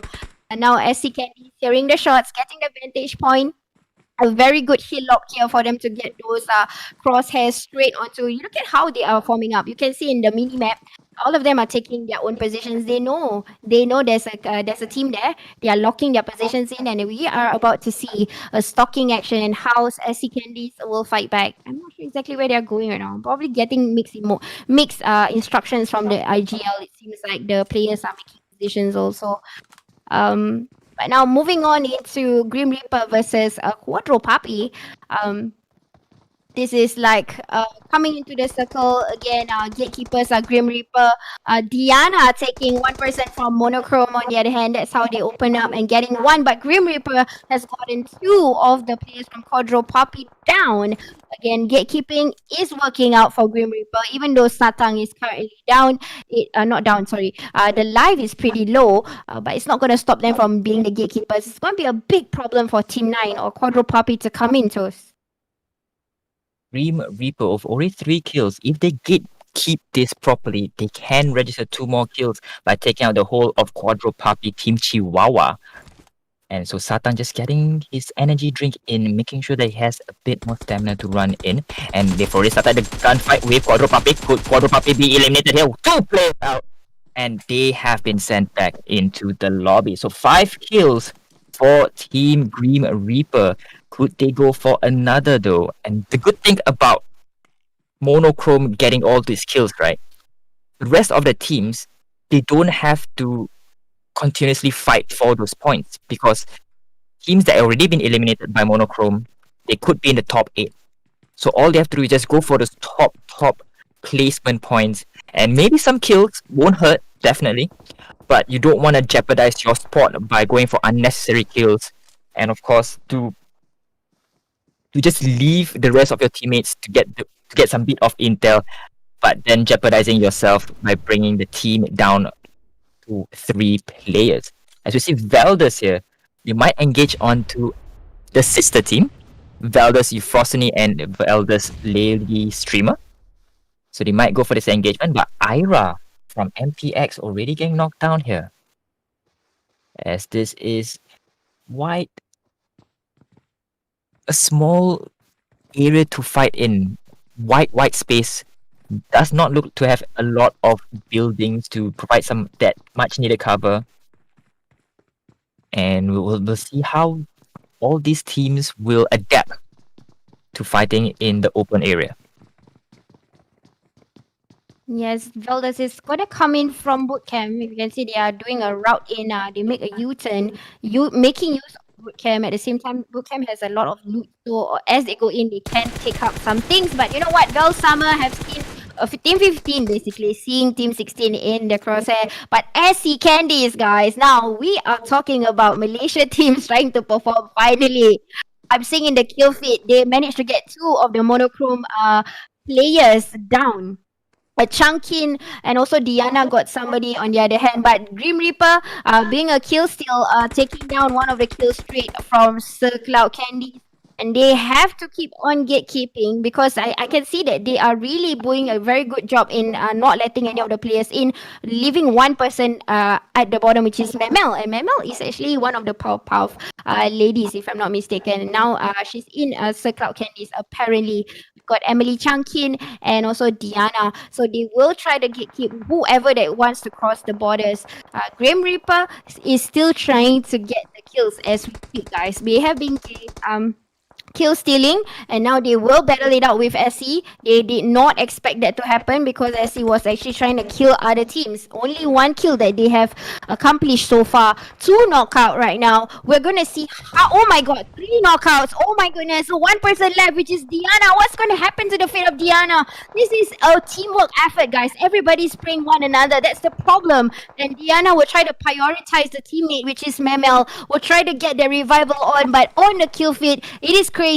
Veldus again, Team 15 versus Team 16 has found one another, and suddenly a game changer indeed.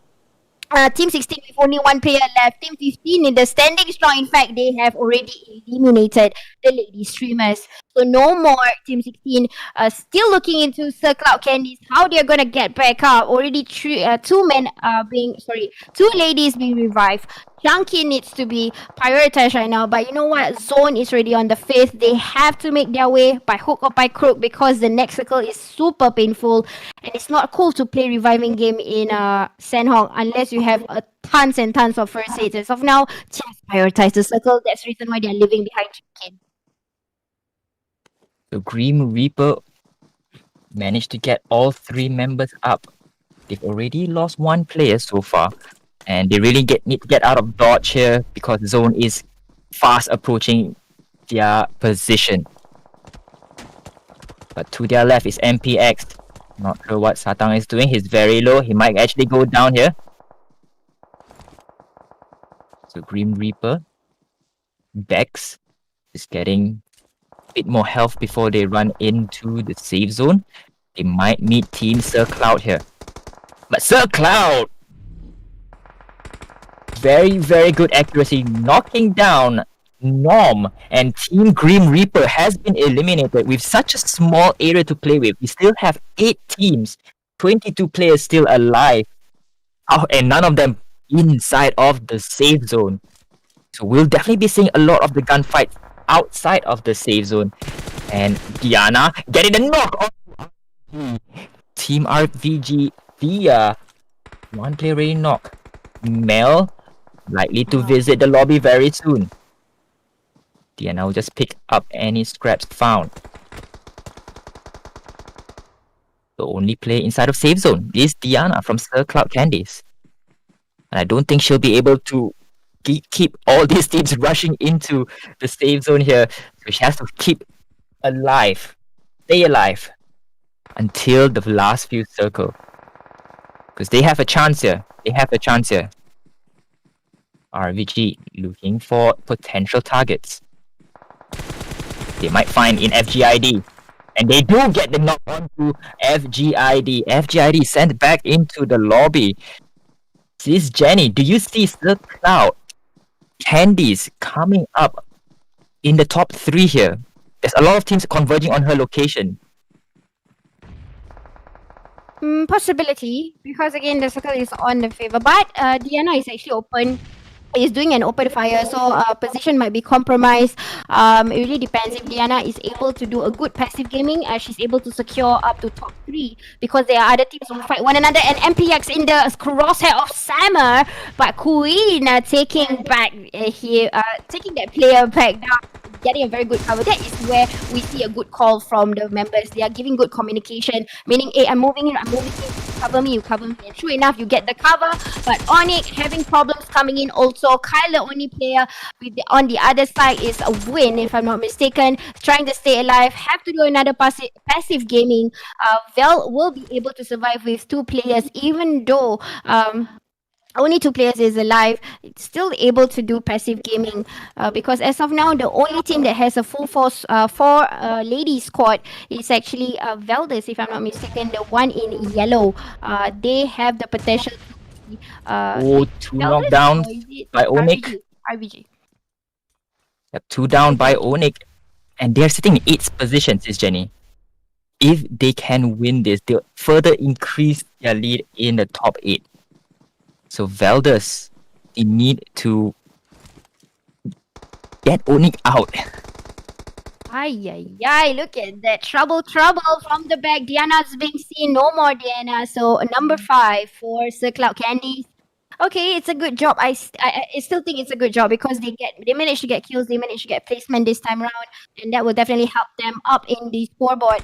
Now, just look into the teams that are still surviving, which is RVG. Unfortunately, even though 4 players is still alive, Queen being spotted by MPX. Now, MPX needs to find their way in. Just get that passive. Come on, get that placement point. But no. Velda say, I don't want you in top 3.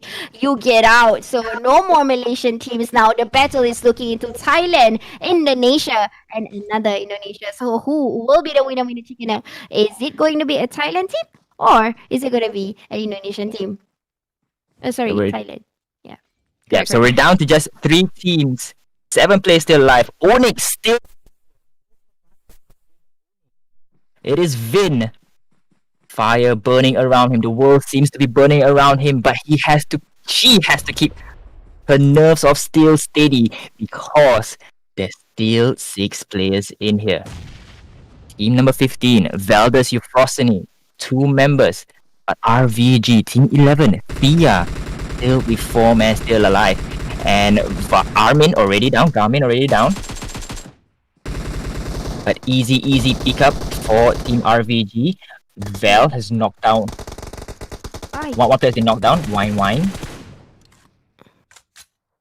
And now we're suddenly looking into a 1v1 affair of fight. Because still, Eddie is still able to revive Arzim to have that final battle between Veldis. Oh no, I don't think so. It's gonna be a 1v1 of fight. It's the Wine versus Eddie. Will Eddie and Wine get the right position here? No, wait, I was wrong. It's a 2v1. Winner chicken dinner goes to Team RVG Thea. Unfortunately, Onyx not able to survive in the top 2, but they did get top 3. That's what's important because they were in 8th position. So RVG revenges Thea, gets first place. Chicken. Winner. Team number 2, Veldis Euphrosyne in 2nd place. Onyx in 3rd. MPX, good run for them, but they end up in 4th place. Sir Cloud Candy in 5th. RVG Blood Rain in 6th, FGID in 8th and 7th, Grim Reaper in 9th, Veldis Lady Streamer in 10th. I believe this is Monochrome in 11th, Quadro Puppy Team Chihuahua in 12th, LSG in 13th, Clutch Gamers in 14th, and last but not least, Sabrina in slot number 15. So there you have it, the end of Group A qualifiers. We still don't know the top 8 yet, but definitely we'll get to it soon after the break. SisJenny, break it down during that last 2 team fights for us, yes. Well, it was quite an expected fight over in Sanhok where you get to see the ladies coming in from the different exit and entry points of the last few circle. If you realize, it moved on into a small hill or a spur of the hill where they only can get covers from the rocks that was available and also the grasses. But what I see was nobody actually took out the backpack. So they were that feisty that they didn't even have the time to take out the backpack to do, the proning or the snaking activity. So they kept killing one another. So that's the cool thing about this ladies team is that we see more feisty action as compared to how I usually see. I'm not saying that it is better than men, No, I'm not being sexist here. No, I'm not. It's just that it's how cool that fight was when it is a official tournament and they did not even prepare for that snaking action. They immediately went for the kills. And it's not only just one team; it's a few teams. MPX did that. Onyx did that. Velders, I can't even say anything about Velders. They were killers ever since Erangel. They kept killing, they kept getting damage and knocks. That's the thing about these teams. They are always on the hunt to kill. So I feel that's the breakdown for Sanhok. They're just hungry for kills, hungry for chicken dinner. But unfortunately, we have come to the end of Group A, and we will be moving into Group B shortly, right, Tos? Very, very shortly. So I want to point out, Onyx, after game 2, they were in 8th position. So if they were an early elimination, they would definitely have not gone to Sunday. Mm-hmm. But they last all the way to 3rd place. I'm very sure this would be enough for them, but also they need to take into consideration the other teams that perform well in Sanhok, right? Because teams like Sabrina, Monochrome, they didn't repeat game 1 and game 2 results, right? So other teams like Revenge at Tia, again, out of nowhere, chicken dinner. Onyx, 3rd place. MPX, 5th place. All these teams suddenly just coming back up from the dead. And they could, with this result, change everything in the chart. Right? So again, it's still not set in stone just yet until we get the official results out. So good luck to all the teams, and hopefully whatever you put out in the field was enough to bring you to tomorrow. Yes, and vice versa from me too. And I hope you enjoy this live stream from Group A. But don't go anywhere. We will be with you shortly for Group B. Same cycle, Erangel, Miramar, Sanhok, but with different teams. And some of you are asking for your teams, and I purposely didn't want, or if FSL did not want to answer that, because those teams are in Group B. Hence, you gotta wait for the next round. So we were gonna take a not quick, but quite a longer than before for that lunch break and intermission, and then we will begin with Group B with different teams. Okay? See ya. We'll go for a quick break.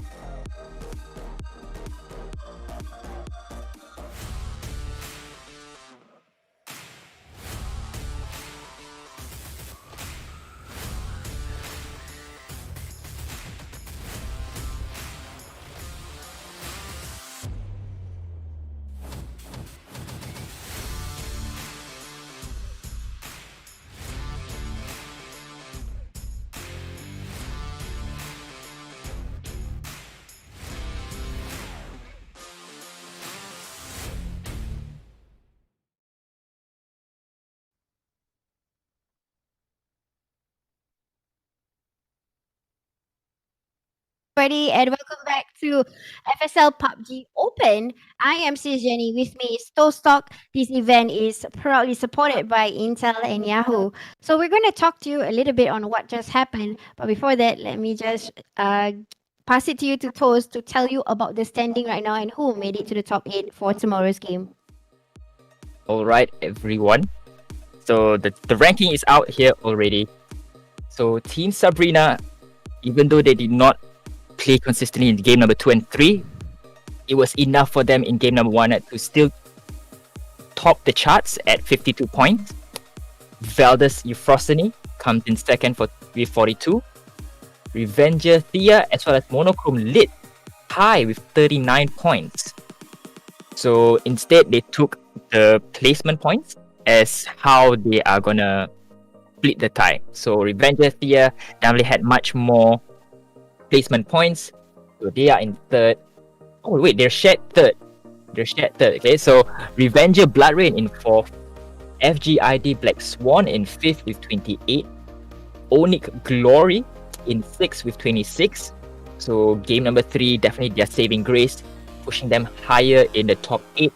Valdez Lady Streamer in 7th with 19. And Grim Reaper in 8th with 16 points. MPX in 9th with 14. But I don't believe they are in the top 8. So unfortunately for them, they won't be going into Sunday. So next up, we've got Group B. So Group B, who are the teams, SisJenny? Group B are the teams that a lot of the commenters were looking for. I believe I know why. I know why. You know why, Toast? Do you want to know why?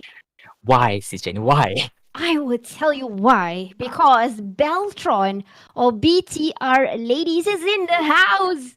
In the house. This is a shout out to Observer. Please screenshot for me who's playing in the lobby. I want to know. I want to be there. I'm not here, but I want to know who's playing. I mean, that's the closest for me to get to VTR, guys. I mean, not being biased again, but they are the champions on the professional teams when it comes to the real official games in PUBG.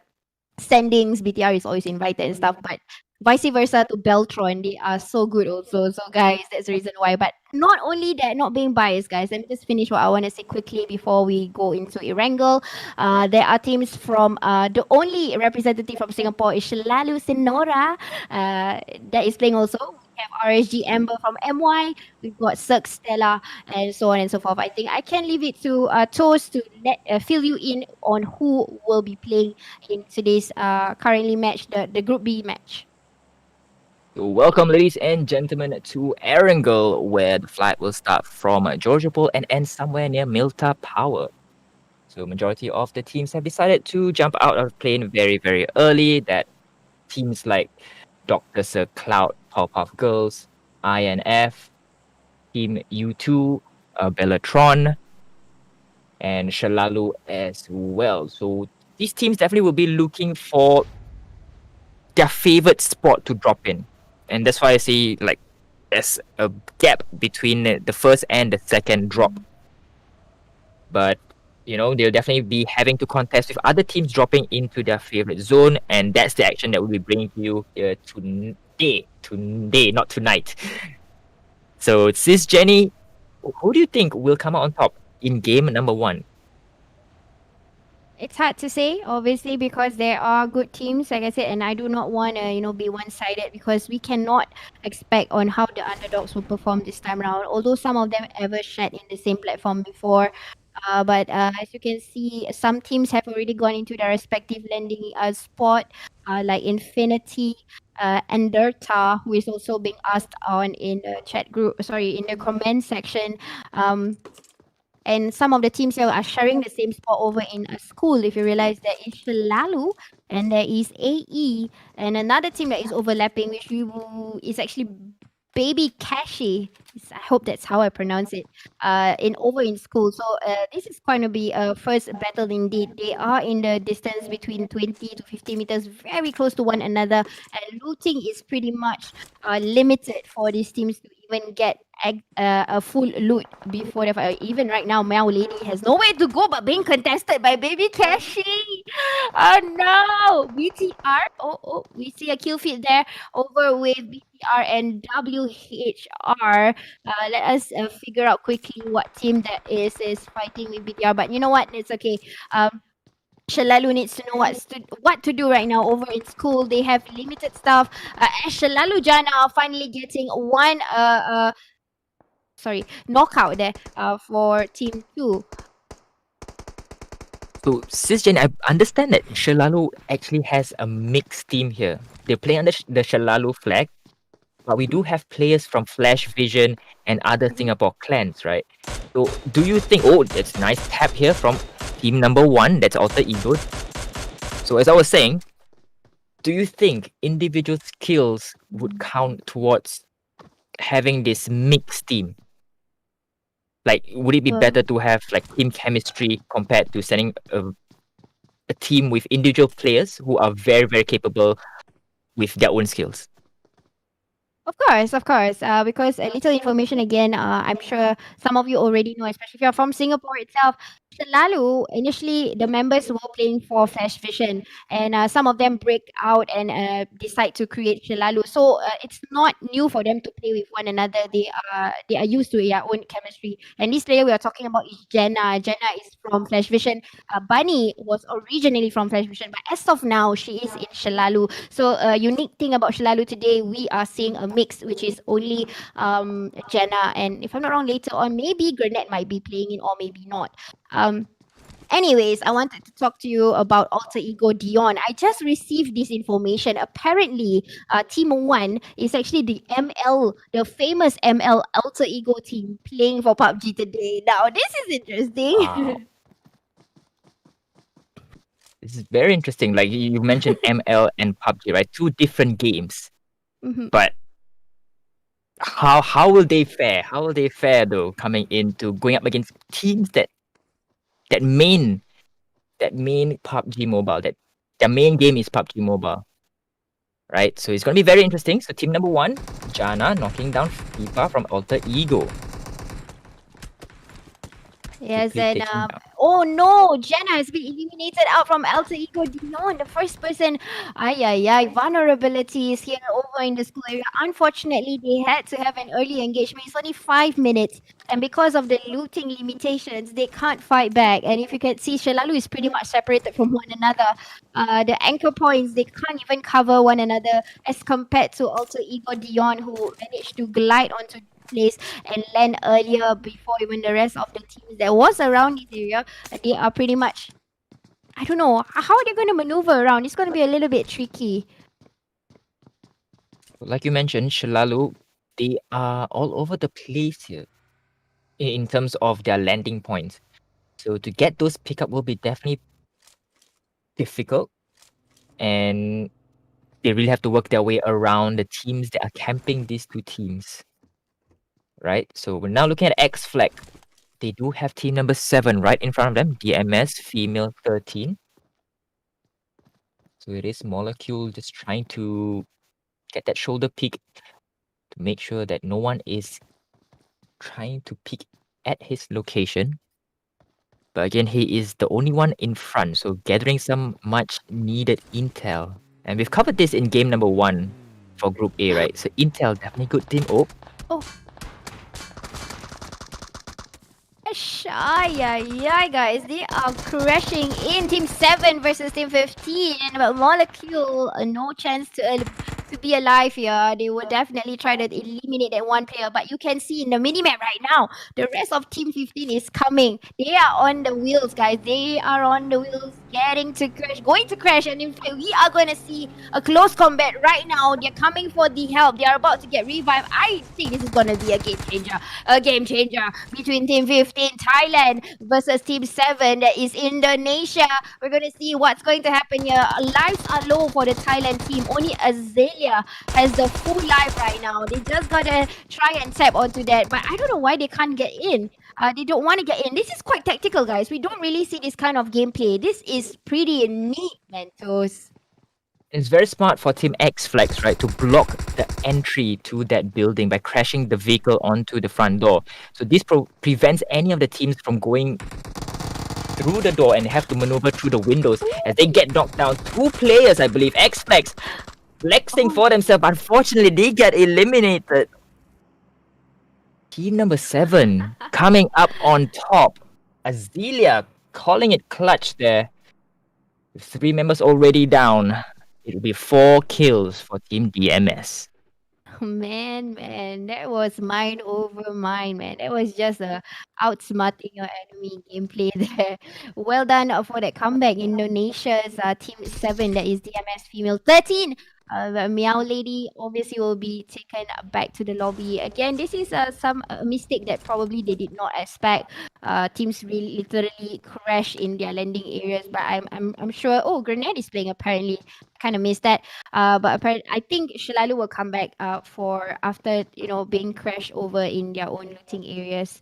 But earlier on, I did see BTR getting kills, if I'm not mistaken. Can we take a look at that? And true enough, here we go. We got Asha, Potato, Das, and Baby La. These are the main players, guys. This is Beltron main team. I always see them playing in all the big tournaments. This is the boot camp girls. So you know what I mean by boot camp. They will go bar. They will kill non-stop, and we are about to see that because what you can see, the players right now, they are all equipped, all ready to fight. Few shots onto Alter Ego. Can Alter Ego actually run away? Sorry, that is UP. Team number 16 is UP and not Alter Ego. And one point I want to bring up, right, is Group B, every single team is in here. Group A, we did see a few maps, 2 to 3 teams not in here. So we don't have that much kills. But in Group B, all 16 teams are in the lobby, in the game, with I think 2 teams already eliminated, unfortunately. So it's going to be a bit tough for these teams to last till the very end because they have that much more players gunning for the top 8 spots. So again, Group B top 8 spots will merge with Group A for Sundays total elimination into the top 4, right? Yes, so it's well said there. But I would like to, since there's not much of an action right now, I'll give you an introduction to a few of the teams. Maybe we can go towards Cirque Stella or Team 5 from Philippines. So interestingly, you know what? Let's keep that and wait for that. We're going to see the kill feed first before we move on to get to know the teams better. Again, this is coming from Alter Ego. I did not expect this. They are so good, even though it's not ML. They are fighting back like bringing them down or you are slain. Sorry guys, I just gotta add that in. Enemy has been slain from Team 1. Alter Ego Dion coming in to kill one another. 5 kills already, guys. 1 clutch and 1 random kill from this team. Did not expect that, honestly. But Luna Nera Esports ID, another team that is pretty much popular in Indonesia esports, a team to look forward to when it comes to killing. Also, they have been consistent on getting top starters over in tournaments and stuff. So right now they are over in Milta. Not much of a contest that's happening. Probably just tapping from the other team that we can see that is in the green color code over in the mini map. Everybody is going towards the east side or southeast of the current map right now. DMS Amethyst was the one who was actually tapping through the team earlier that we saw. So, we're going to see how they're going to rotate in nicely because as of now, and that is really a beautiful shot there. If only there is a knockout. Azealia, good job on that DP without a single recoil on that 4 times. Is it a DP? No, it was M4. I'm so sorry, guys. It's M4. So DMS doing very, very well for themselves. 5 kills already. And if no one picks up Luna Nera, that'll be 6 for DMS. And such a long-range effort, right, from Amethyst. No kills just yet for her, but definitely bringing some much-needed intel to the rest of the team. You do see RSG Ember in there. Luna hiding on top of that tower. Nice. Yeah. Aha. This is the team that was about to set I wanted to describe earlier. This is Cirque Stella. The manager or the coach of this team is actually Kuku TV. If you know him, he is from Philippines. And yes, this is Cirque Siberius for short. And we have a team in Singapore also with the name of Cirque Tycoon. So this is the ladies team, and we are about to see how they are gonna stand off with BTR, guys. You know, they have they just came in to this fight, and the first team they had to take down is BTR. Like, bro, give us a break. They're definitely not the team that you want to go up against first, but that's how it is at this point of time. So it's either make or break for Team Cirque Stella. Can they go for the fight or will they rotate? I would not say go for the fight because they've only got 2 players. And I believe BTR still has all 4 players still alive. So it's going to be a bit of a death wish if Cirque Stella goes for this engagement. They should instead go for the rotation and play it safe just because they only have 2 players. Yeah, I'm sure that they will try to do a tacticality instill there. They will have to interject on different rotations, especially Lois losing 2 of the members from Cirque itself. But we just looked into Dr. Sir Cloud. Then this is the first team out, or Pop-Up Girls. We always see them in the official tournaments. Recent one is the ladies battle in PMPL season 3. They were performing well. We are again with the old time ladies, or the seasoned ladies, which is Miko, Farah, Baby Bell, and Moy. So they are here tonight. Sorry, not tonight, but afternoon today. We are gonna see how they are gonna contest, because this team usually will meet up with BR, and I do want to see that again today over in FSL Open because they know each other too well that they can predict each other's movements, how they're gonna rotate. That's how interesting it is for between these two teams' chemistry of Dr. Sir Cloud, Powerpuff, and also BTR or Bellatron. So that's interesting, right? So teams that can read each other, what do you think should be the strategy coming into such games? Because if I was the team, I know that the team an opposing team knows that I'm gonna drop at a certain place. Do I still go to that drop, or do I change up my strategy to drop into somewhere else where I won't be going up against this team and probably get sent back into the lobby? So what do you think, SisJenny? All right, I will get back to your question quite immediately after this, but we're just gonna see quickly for Team BTM, and the one that is in trouble right now is Cirque Stella in the middle. One of them has been knocked, which is Kick, and I don't think there will be any revival going on. But I want to mention on how they are rotating in, because it was a hard shift, guys. It shifted all the way towards Milta Power, and now it's about 40% water. Oh, now it is just shifted into no man's land. It's really beautiful and interesting on how BTR opened up initially in the earlier mini map. They separated over on the ledge of the cliff that they were on. They separated in such a manner that they kind of gatekeep the entire opening of the cliff drop, because that can be it can be a prop for them to use for the battle. So it's really a good standpoint that they are using. The BTR game instinct or game meta that they are using now. They are just using this area to just keep killing people. This is how you get kills, guys. Even though they are in the perimeters, make use of the time, get the kills. Already 1 kill in hand. This is really predictable on how and what they're gonna expect if they were to fire from here, because this is really smart for them to even be building up this particular barricade, even though they are not in a circle right now. They're just making use of the time to get the kills. Yep, I definitely agree with this feature, this seaside feature, right? They don't have to worry about teams coming from behind. All they have to do is just look straight, probably pick a bit left and right, and that's where the kills will come. And just like that, we do see Infinite and Darta. One player has been knocked down by Bellatron just because they did just that. So they're not rushing forward to get into the zone. They're just playing it safe at this point in time. Playing it safe as in they don't want to go into the zone very early. They know teams are going to rush into the zone. and that's where they will pick them off one by one. They've already got 7 kills so far. So they are sitting very, very comfortably in terms of kills, and now they're just chasing for those placement points. Yeah, totally agreed with that.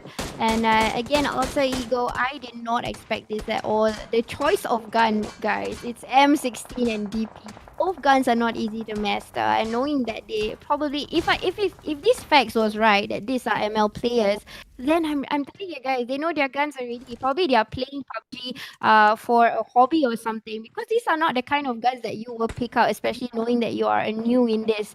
The usual guns that we will go for is probably AKM and M4, or even Scar L, or even Scar Light. But the choice of gun was quite interesting. Again, looking into BTR dominators of the current match, and I'm pretty much confident for the other maps that will happen later on. They're just getting kills like water, like rain drops from the sky, just falling out for them. And still, again, they are conquering the perimeters, just throwing whatever troubles while the cars are on the move. Do you see what's happening here? Good plan, good training. They are so comfortable with one another. Synergy is on point. Just eliminated Infinite, by the way, of the charts. And now they have to just what they need to do now is just to get in slowly, and nobody is at their right hand side, nobody is at their back. They can just be the kings of the current map right now. It's really cool. And I won't deny that, because they are sitting, I would say, comfortably in terms of kill points. They're probably at the top right now. But other teams like Alter Ego, they're definitely clawing for those kills. I believe from last we saw, they did have about 5 kills so far. And VTM Roses will take down DMS Panda. DMS as well. They did manage to get a few kills. So that was team number 14, Victim Reaper. Very, very sure that they're not making themselves the victim. Instead, they are the Grim Reapers securing those kills. 3 kills already for VTM. And can they add more to their tally? We'll just have to wait and see. BTR definitely dominating the kill feed for the meantime. But VTM, they do have their sights set on the Alter Ego Dion. So, yes. Yeah. Alright, guys, we're about to see this fight between Team 12 and Team 16. This is RSG Nuna. Again, a player that don't need any form of introduction. They are so used to playing in the tournament. Usually, they will play it against versus the boys or the men's in the normal format. RSG is pretty much a tough team too from Malaysia. We've got May, Maru Nuna, and Farah from Marino. So, yeah, probably that was a board player, or maybe they are just in the process of changing into RSG. Coming in, Ember, not afraid to come in, barge in at the very last few minutes, and they managed to get in nicely. Even though get a little bit of the damage from Team 4, that is bullet to your face, a Thailand team that is pretty much aggressive also, but being a gatekeeper again, it will be quite troubling for RSG. BTR is on your right side, so they gotta get that itself to have a barricade to cover them, not to get the shots in, because if once the shots get registered by teams that is on the opposition side, it might be trouble for RSG, because they are just using the seal or the spur of the current heal. Not much of a cover. They just gotta keep deploying smokes after smokes, or even do a jiggle. How long can the jiggle last, knowing that SC is in a compound or in a building right now, having to battle with Dion? But again, guys, refer back to the kill feed. There is a lot of fight here between L and R versus Dion. I think Dion no more already, or maybe one of them is still alive. Yeah, two of them is still alive. I'm so sorry about that. Dr. Baby Bell managed to get Dion player, two of them out. Not sure if Dion is still alive, guys. I'm just looking into LNR Panda, getting this rooftop, getting a vantage point, trying to eliminate again a good place also. Zone is on their side, and ooh, what's happening? All right, well, just to look into BTR from this point of what they can see here, but I think pretty much they are covered with a little reach that we are not looking now. We're not looking at it now because of the rendering, but they are pretty much well separated between the high elements and the lower ground, if you can see that. So Zula is going around to make sure the perimeters is fully guarded, getting some form of damages over to BTR, because that is the thing that you have to eliminate. So that's a good focus point. Panda is taking out SC. And I believe in that gunfire, I believe Team RSG Ember has been eliminated. So we don't see them anymore in the map, I believe. But Dr. Sir Cloud, Powerpuff Girls, just down to one lonely person, and that is Bai Bell. But she's currently in the top 10, top 8 at this point of time. And again, we've seen how teams just settle down to the top 8 and try to last as long as possible to the last few circles. But BTR definitely rampaging through everyone, dominating the game so far. And team number 16, Yuppie, only 2 kills so far. Victim Reaper takes down DMS 13. BTR still has 4. Let's see how they will continue to gatekeep this circle. It is a 6th circle after all. The circle's starting to close on in. DMS 13 takes out Victim Rose from Victim Reapers. So Victim Reapers sending some bullet their way, taking out a few of their enemies as well. Alter Ego still in here, but only at half health. Victim Reaper already with 5 kills, make that 6. Rosa still down. Clean, very, very low on health, in the pink of health actually. But BTR yet again taking out Alter Ego.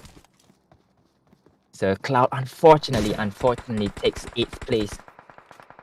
Luna Nera takes out one player from Bellatron. Bellatron, another player gets knocked down, and everyone's trying to converge onto Bellatron's location. Could this be a full-scale war against Bellatron?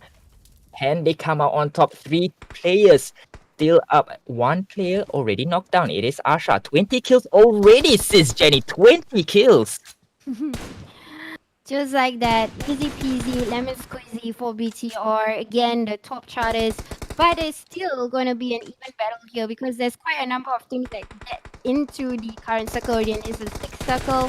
So it is still a fightable issue here. I won't say that it will be 100% chicken dinner towards BTR because VTM has a very good formation and the synergy that is going on for VTM ever since the match has started, none of them got a huge amount of damage. Probably just in the pink of health, and another one bites the dust. A little bit of the damage towards Potato that disturbs on their elimination process. They wanted to, focus into one player, but because they are being tapped, they cannot execute that. And it's because of LNR and VTM's good execution of instructions. You know what? LNR is still in the compound of Milta's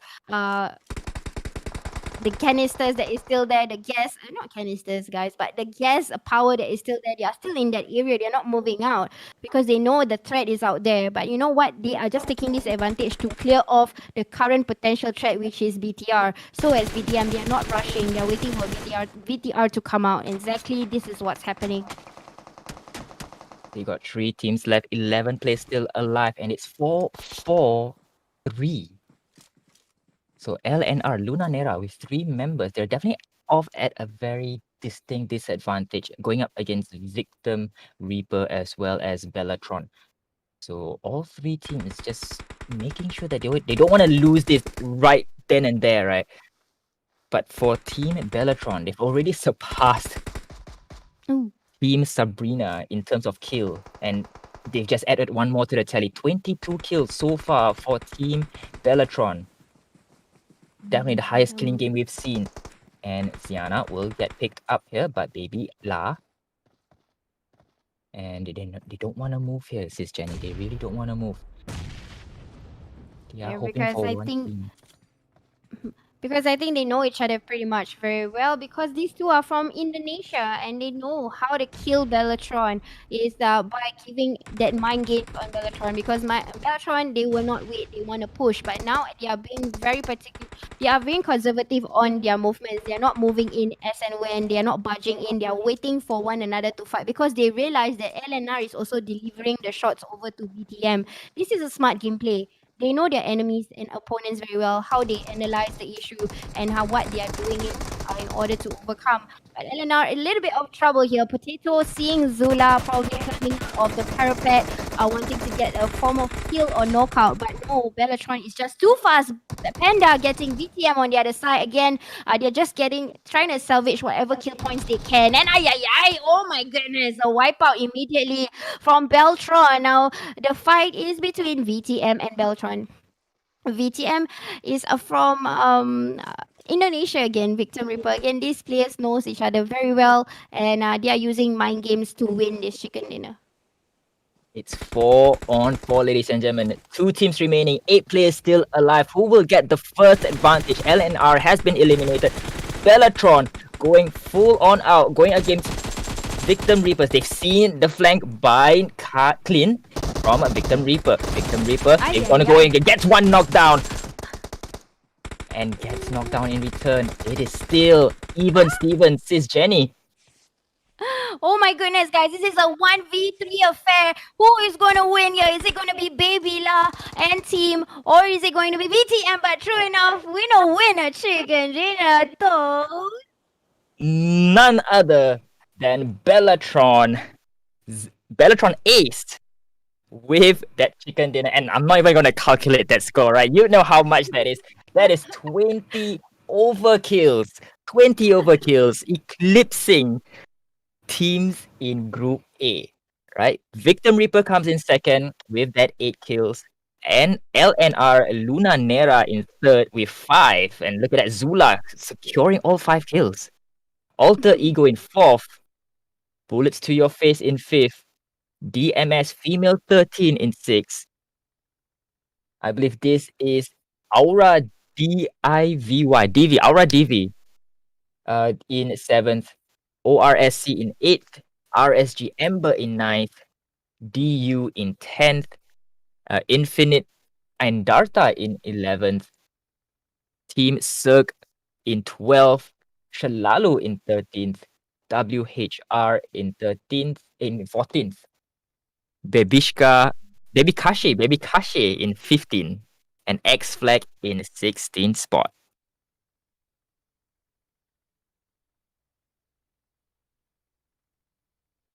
SisJenny,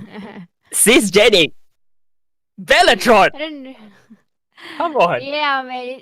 It's something that I kind of predicted would happen, and they got more than a previous tournament actually. Over in one of the Erangel that I just recently saw, really dominating it. But then again, Erangel Erangel is their map, so it might be a game changer in Miramar because to what I remembered, Infinite and Darta from Philippines is quite good in the Miramar map. So it might be a challenge for Beltron. Are they going to be the ones that will bring home the chicken dinner again? We have not known yet. But the kill points, definitely, it is a given fact that all of them are fraggers, and how to overcome Beltron is by mind games actually. How VTM kind of approached the manner it was the right way, and also how did Luna Nera esports, because this kind of thing give us the hint. These teams that I've just mentioned came from the same country. They met each other many a times. So this is how they try to contest with the best team so far in Indonesia by the mind games. They will usually they will push, but what you should do on your hand, especially it's Beltron, knowing that is the biggest threat as of now, is to play mind games like how VTM did it. I think that was a very good execution. They waited with whatever they have. They just pick where as and when they want to, and it definitely the formation when they were trying to come in. Beltron did not get to come in nicely. They were being contested by LNR, they were being contested by Victim, and Reapers, yeah. it was difficult for them to come in nicely. They were getting some shots, but all in all, the best fragger, the ones that land the bullets, are Beltron. So congratulations on winning your first chicken dinner in our PUBG Open. All right, again, congratulations to Bellatron. So we'll go for a quick break before game number 2, and we'll bring you the results after the break. Don't go anywhere, we'll be right back.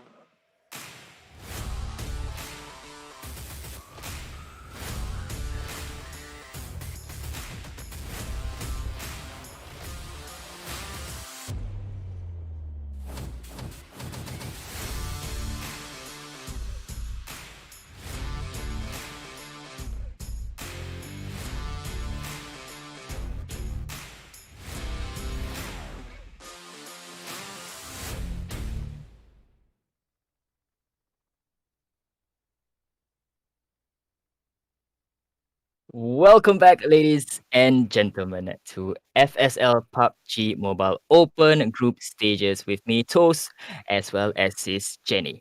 All right, don't forget to like and share the stream, guys, as FSL will definitely have a lot more games for other platforms as well. So, SisJenny, break down what was an amazing game one for us, will you? Oh, game one was a total domination. So when we look back at the score, Beltron actually killed half of the lobby.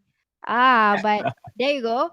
There, there you go. That is the total points, including the placement points. So if you're wondering how much they killed 26 of the players that was playing earlier on. And then number two is Victim Reaper, not too far behind, with a very good game sense on how they try to attack back their own um blood of the country. And then it's Alter Ego Dion again. I did not expect that. Maybe you guys might correct me. Is this really the ML team, or do they have a PUBG team? Because honestly, guys, this is not a new team at all. The way they play, the guns that they choose, I'm like, dude, this is not like just trained. They have been seasoned for quite a while. I would say that. And then Luna Nera Esports not too far behind again at number three. We have double trees here. Again, we are gonna wait for the overall results to see who will do in either the placement or the kill points. We wanna see who will get across that level later on. Number five is DMS Female 13. Again, this is a team from Indonesia. I'm seeing a lot of Indonesia domination right now. And then, yeah, you know what? We're going to go through that later.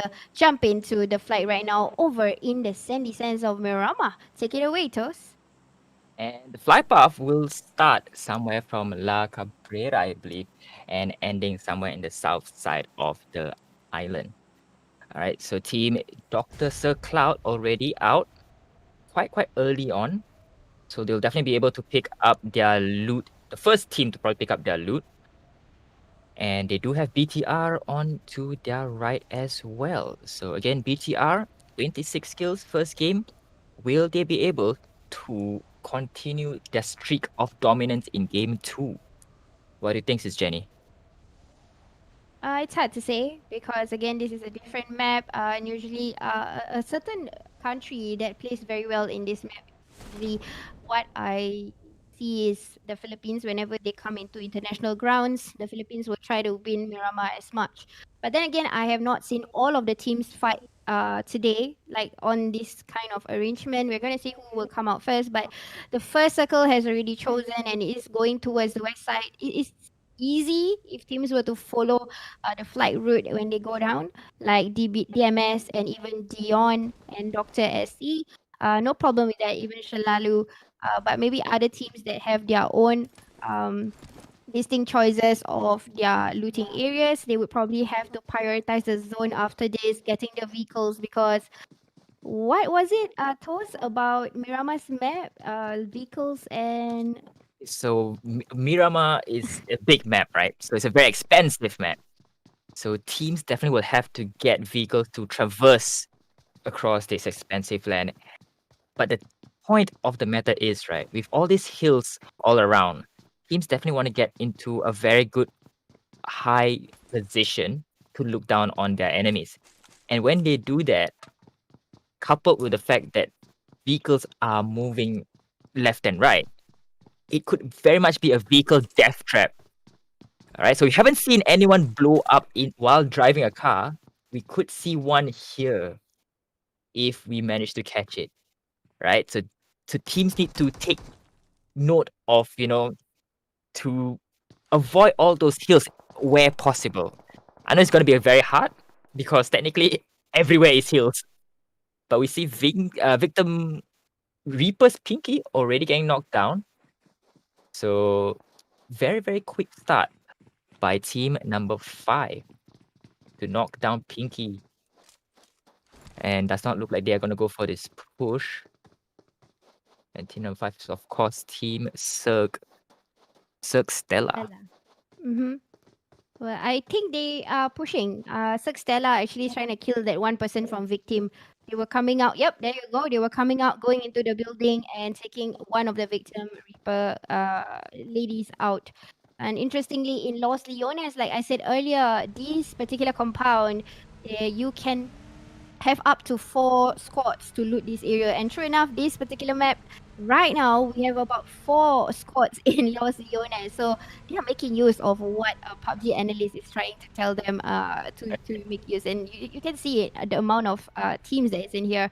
And it's going to be utilized well. Also, there will be quite early devs here between Roses and Nuna, who have seen each other. And this might be a takedown right there and then by RSG. Ay, ay, ay, ay, ay. I did not expect that. That's an iron sight on.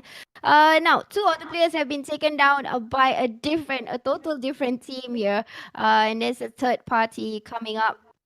But Farah is giving that backup for Nuna to get some form of cover before they come in for the revive. I'm not sure if they have the time to do that because I think Farah needs to get a vehicle to get where Nuna is. It's near the mesa or the seals of that entire route.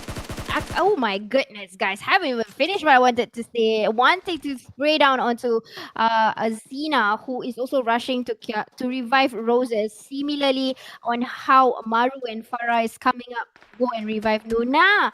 We're getting shots again. Oh my god.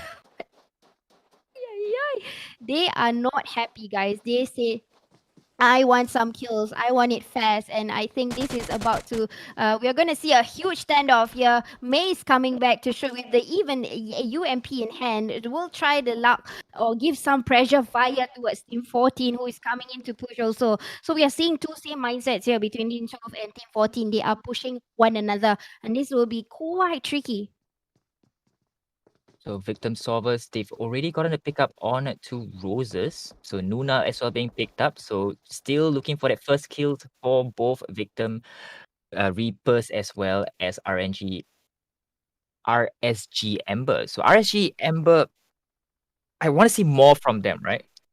So Embers are like the start of a fire. So let's hope that RSG can resurge into this game number 2 and cause a roaring fire and sweep every single one of these teams. But again, we've seen BTR not on the kill feed, which is strange because in game 1 we keep seeing their names in the kill feed. So my point here is, can BTR replicate what they did in game number 1 in game number 2? Because we've seen time and time again, especially in Group A, right? Sabrina, they got quite a number of kills in game number 1. They could not replicate it in game number 2 and 3. And quick scope there by Roses, taking out one player from RSG. I think that was Farah, who's already knocked down. And it's even Stevens now, 3-3 for RSG and Victim Reapers. Wow. These ladies are really train on, man. Ay, ay, ay. Now we are looking into BTR. Early contest between Team 9. That is the Farah from Glorious. I said, like I predicted, Philippines, this is your map. And Team 9 is from Philippines, meeting up with BTR. One of them is in trouble. Potato needs to get a form of revival. Deployed the smokes early, but I don't know why. Something tells me that Zafira will do a push here from Glorious, but does reverse psychology suddenly getting somebody out of the target. I nice know that was not. Oh my goodness, I did not expect that. But that was well planned initially. But BTR is ever ready to take anybody that comes in their way. So I think Team 9, they need to go and do passive gaming suddenly. Yep, and just as I mentioned, right, we've not seen BTR and wham, bam, 3 kills straight away in response. It's like they're hearing us, SisJenny. It's like they're hearing us. But Nuna, on the other hand, gets knocked down by Victim Reaper yet again. So Victim Reaper as well as Team RSG, they're not letting each other go away. They still want to engage towards each other. So Nuna already knocked down. So it's just down to May as well as Maru from RSG Amber. Oh dear gosh. I did not expect this at all because I think RSG was just looting and then they did not expect to get an early push. But then again, this is Erangel where anything and anything can happen, especially when you're in Los Leones and it's a crowd. So I don't think Nuna will get any form of revive. In nobody will try to jeopardize their own life. Even Maru needs to go and find. Oh Oh, no! Maru was close to death already. It was only 1 HP. So it's not really looking good at all for RSG, leaving one person behind, which is May. VTM kind of won the domination of Los Leones when all the other teams have already prioritized the circle. May just got to get in the circle and now try and find a vehicle for that passive gaming. Second circle in, again moving towards the west side in the favor of Monte, Novo, Chimichara, and Power Grid. Again, it's a no man's land, but I'm seeing a battle between LNR also and Infinite, where we are seeing a taking down action by long range distance and sprayed down by a Scarlight. Oh my goodness gracious me, Kit Kat with that low HP in the middle of nowhere, trying to lie down. Oh, what's happening, Toes? don't think both of those players are down just yet, but Zula managed to bring their health down to very, very little, to a point where a good push will definitely get 2 kills from Zula. And we've seen Zula do such things in game number 1, getting all 5 kills on the side of Luna Nera. Can she do it here by getting both KitKat as well as Just from Infinite and Darta out? If only you can see my camera right now. I'm putting my head on my hand on my head. I'm like, oh my god, what just happened? LNR divert of a diversion immediately because they realized that it's a potential kill, and then they divert and they tried to kill. And in fact, Infinite had got off guard. They don't know what to do. They just lie down in the middle of nowhere just to gain that health back. But now LNR is going to push. Team 11 is Luna Nera Esports ID Indonesia again being very very aggressive. Will try to assault Team 10 and they have nowhere to go. Just deploying the smoke strobles but being seen by the left and right. Oh my goodness, he can be seen by V at the back. There you go, another push. Yeah, I don't want to be Kit Kat at all right now. I don't want to be Kit Kat. There you go. Took him longer than usual to take him down though, KitKat. He's now taking a break at the lobby though, I have to say. So Zula, 2 kills already, half of the kills from Luna Nera. So Baby Kashe just managed to make themselves inside of the zone. Because if you guys notice that they were quite far off when the zone has appeared. And now we're looking at May from RSG Embers, down to just her lonesome for game number 2. So RSG, they're not doing very well in game number 1. So they need this win or at least a high positional points in game number 2 to keep their hopes of making it to Sunday alive. So we're now looking at Zerg Stella, the queens of Los Leones, I saw in the chat. So they're out of Los Leones now. So can they still maintain their status as queens here?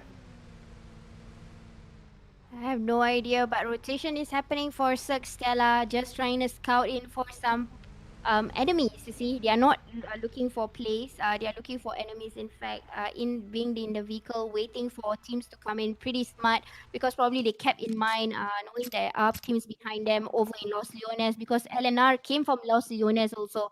Hence, the smart movements that they are doing right now is pretty. The game sense is there. They are waiting for the vehicles to pass by so that they can do a spray. But you know what? The zone again shifted towards in the favor of Dr. Sir Cloud, Powerpuff Girls, having the circle right now and the airdrop. That's a bonus for this team, and I hope to see the Malaysians to put up a fight also because the previous round in Group A, none of the Malaysian teams actually made it to qualify to the next to tomorrow's game, and I hope this one, at least one of the Malaysian team would represent that country. Now looking at team number 16, Yapi from Indonesia. And of course, they are still looking for that first frag, that first kill. Definitely the first kill is very important to boost the morale for all involved in the team. Because, you know, it's kind of... You don't feel good if you don't get kills, right? So definitely a good kill, a good squad elimination would definitely boost everyone's morale in the team. And even Shalalu is looking for their first frag as well. Meow Lady, Grenade, Bunny, as well as Jana. So I believe they took fifth spot, I believe, in game number 1. I could be wrong, but we do see here a gunfight here happening from BTR, and Shalalu might jump in onto BTR here. But they are being sandwiched here between two other teams. Team number 3 as well as another player. I'm not sure which team that is, but it is Dewa United. Ooh. Nice one. That was an assistant by Bunny and also DMS, if I'm not mistaken, was hitting onto BTR. So what they're doing is they're trying to overpower BTR because they know that's the biggest threat. And Shalalu is doing a good job. Bunny again being the fragger of Shalalu. Usually this is the role. And Shalalu's gaming is usually playing by the regions. Similarly, on the first team out, this is the ladies team. The men's team, they are using the same format. They are also the king of Miramar based on certain tournaments that I've seen them. Shalalu perform very well in Miramar. And now the ladies team are doing pretty well. So BTR is being disturbed. One already being sacrificed. Dust. Will she get a revive? I'm not so sure. Oh, such a cute gorilla. I'm so sorry, distracted. But Asha will prioritize to go and revive Dust probably right now. And then DMS is not going to get out of the range. We'll try to take down all the teams that is here, including BTR and also Team 6 who just came into the radar. But Team 9, I would propose to go and play passive since the only lady alive for Team 9 is only one player. So concentrated into Team 6 and Team 7, they will try to do a push since they are very close to one another. This is just the difference is just the drop under the hillock, and they just got to push in, just try and throw the throwables, which was what was happening. Panda and Amethyst was throwing throwables onto 6, and true enough, Chan's life is being disturbed by a bit now. Back into the kill feed, Dr. Circloud has a Groza in hand, brought down one of the player. I'm not sure which team is that, but this is far. Just going to loot over with the person that they managed to knock out. I can't see. Team 15 probably that is Flex. Flex. Flex. Have lost another player, and Eleanor came in just to do a scout, living out behind Vita Oink. So Dr. Cyclow might just get 2 potential kill steals here. And that would definitely help them boost in their ranking of the charts. They've already gotten 2 kills so far, so they'll visit that airdrop, get some much needed weapons. So let's hope these weapons will be put to good use to get those kills for Dr. Sir Cloud Powerpuff Girls. They will try to gatekeep on to this 4th circle. They do have X-Flag as well as Luna Nera approaching down south, but they also have Alter Ego coming in from the right. And Alter Ego, we've seen how well they do in game number 1.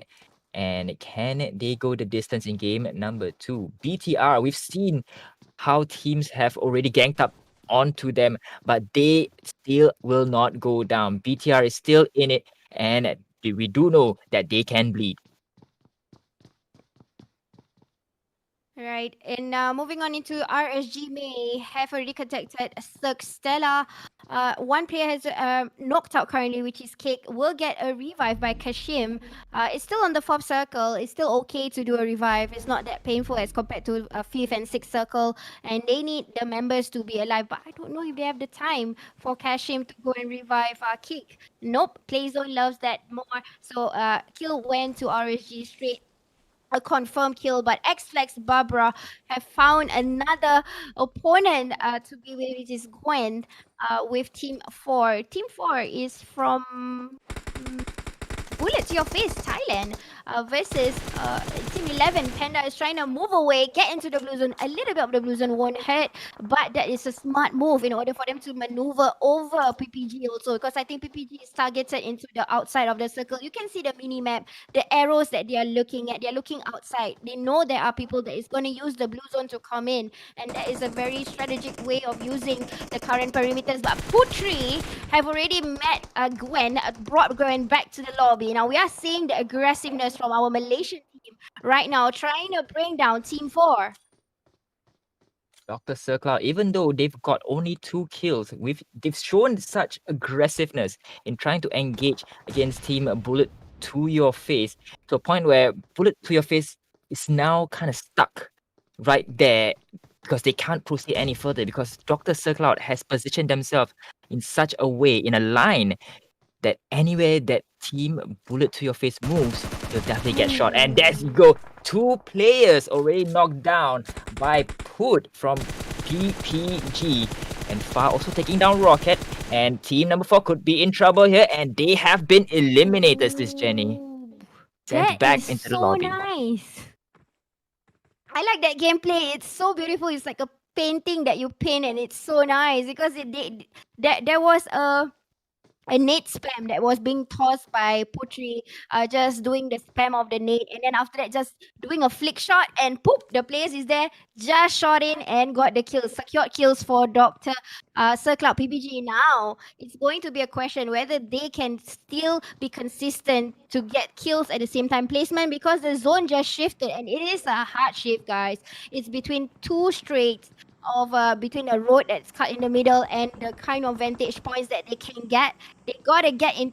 They need to secure that vantage point that is currently on the left hand side of the current circle in near to Monte Novo. At least they get some coverage from the elements that is there or over in that part of the region. Just looking into teams that is in the circle, which is Team 6 and Team 4, if I'm not mistaken, or is it the green team that is in the current circle? But you know what? DMS. Let's move into BTR. What's happening on their side? So Team BTR, quite silent, I would say. Quite silent in game number 2. I believe they only gotten 3 kills. And that was very early on in the game. But as you mentioned, we see that Team DMS Female 13, they do have that compound all to themselves. So any teams that want to push them away would have to raid that building, but not like Oakland, because Team RSG managed to go back into the lobby. Very, very careless on that. Alter Ego, on the other hand, registered their 10th kill. 10th kill so far from Alter Ego. And I'm starting to wonder, is this the PUBG team or the ML team, SisJenny? Yeah, exactly. I have no idea. Maybe you guys can enlighten us over in the group chat. Sorry, I keep on saying group chat. Over in the comment section. Is also Ego Dion from LML, or this is a proper PUBG team? Because it seems like they have tons and tons of experience with the guns and the way they rotate. They seem to know it very well. So it's very hard for me to believe that they are or the ML players. But then again, look at this beautiful sight from the observer moving around like a tour in Miramar with all the fortress and these hilly sides of Miramar. This is exactly where the circle is closing in, and a little bit of the compound being taken by Team 7 and Team 6. Everyone else is going to use the peak and the the shoulder or the ledge to win this fight. BTR seeing Team 2, Baby Kashi getting some sprays. I don't think they can make it. 2 of the players are being victimized right now. 2 of them assaulted by a far range tap. And it seems like Dust knows. Oh my god, their game sense is just beautiful. The moment Dion did not even fire any shot, but the moment she focused into the area, it's exactly where the enemies are. That's the beautiful thing about BTR's game instinct, game knowledge is just there. And the amount of time that they train has been shown right now in this gameplay.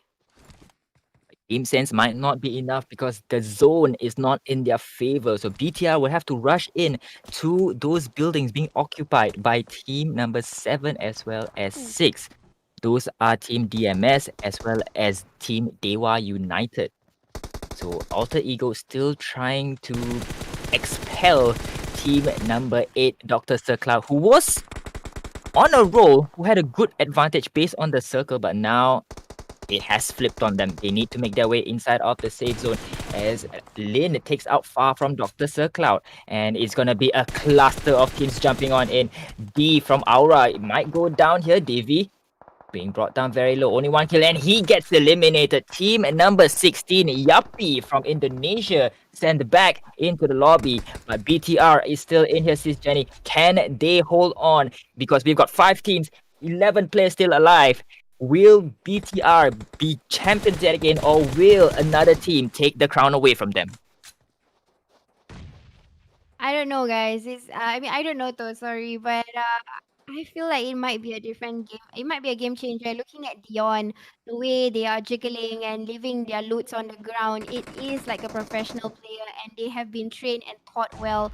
And kills wise, they are keeping up with BTR. 11 kills already, just by leaning onto the spur of the hillside. They're just using that as a component to hide themselves, to conceal themselves from everyone else. Zone is in their favor. If they are going to monetize on that particular area, I'm telling you, they have a chance to win the chicken dinner, knowing that BTR, we are only left with two players in hand.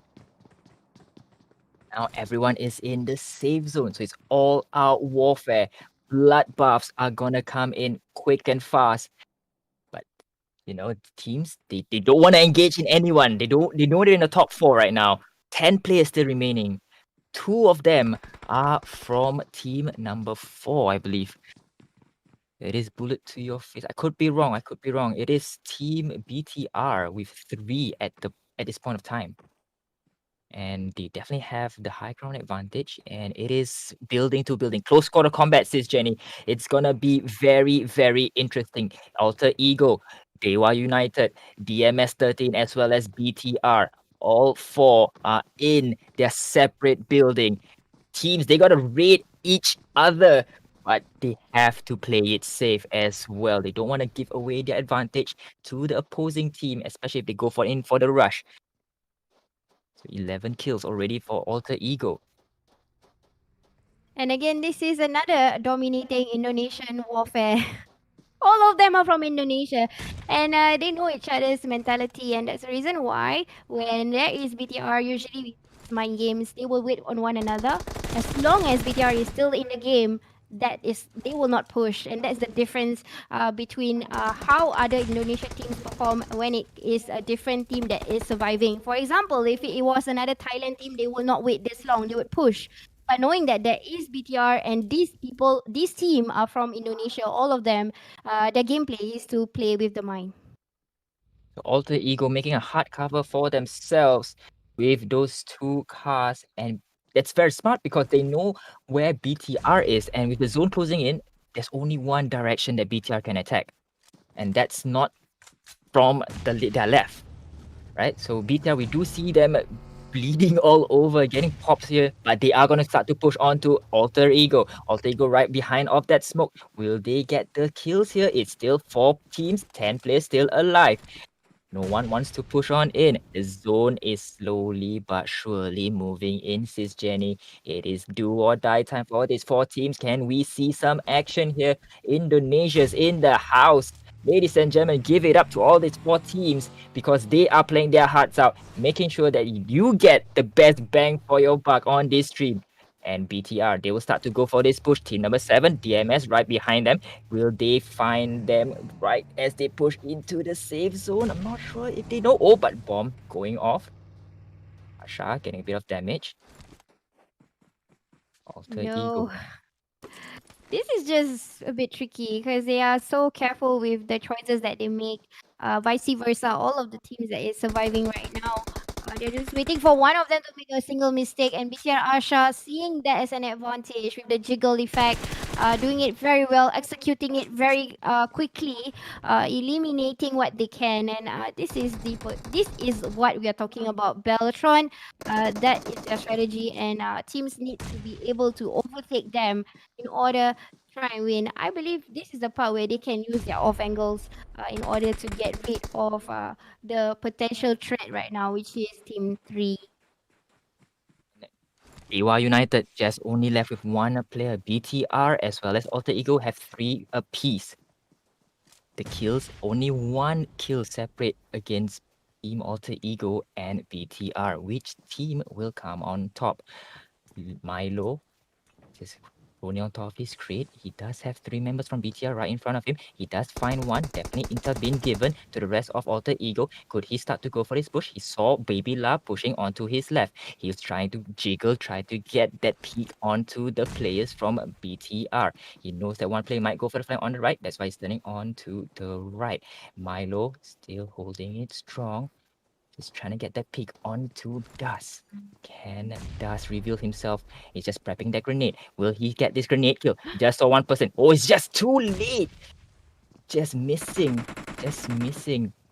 One player, Molotov out. Oh, just right in front of him. Milo, very, very low. He gets his low health very, very low. Just right in front of him. He needs to get himself back up. And it's Gia as well as Lin from Alter Ego still in here. They might have to provide some suppressing fire on to BTR because if not, they're gonna push on to Milo. Milo get himself back up. And Milo will start to push on back. Will start to push back.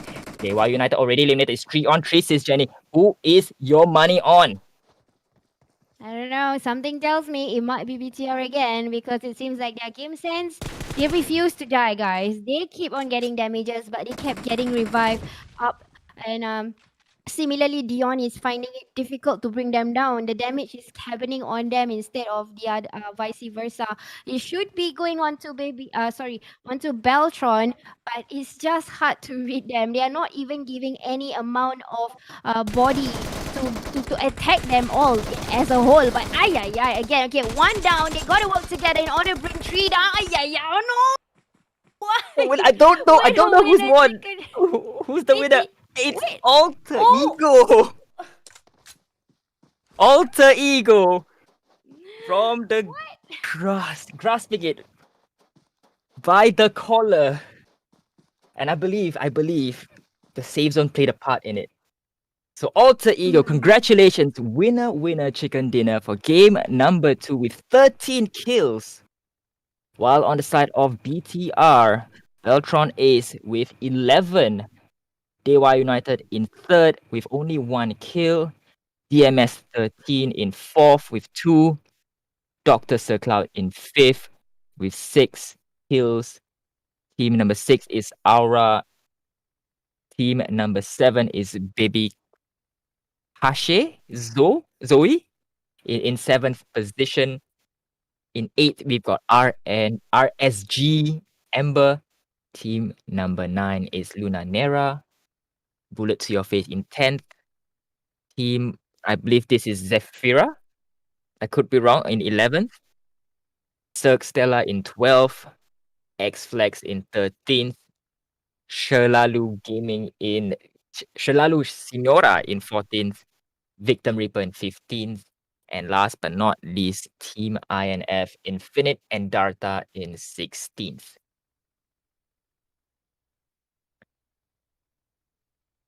That was amazing.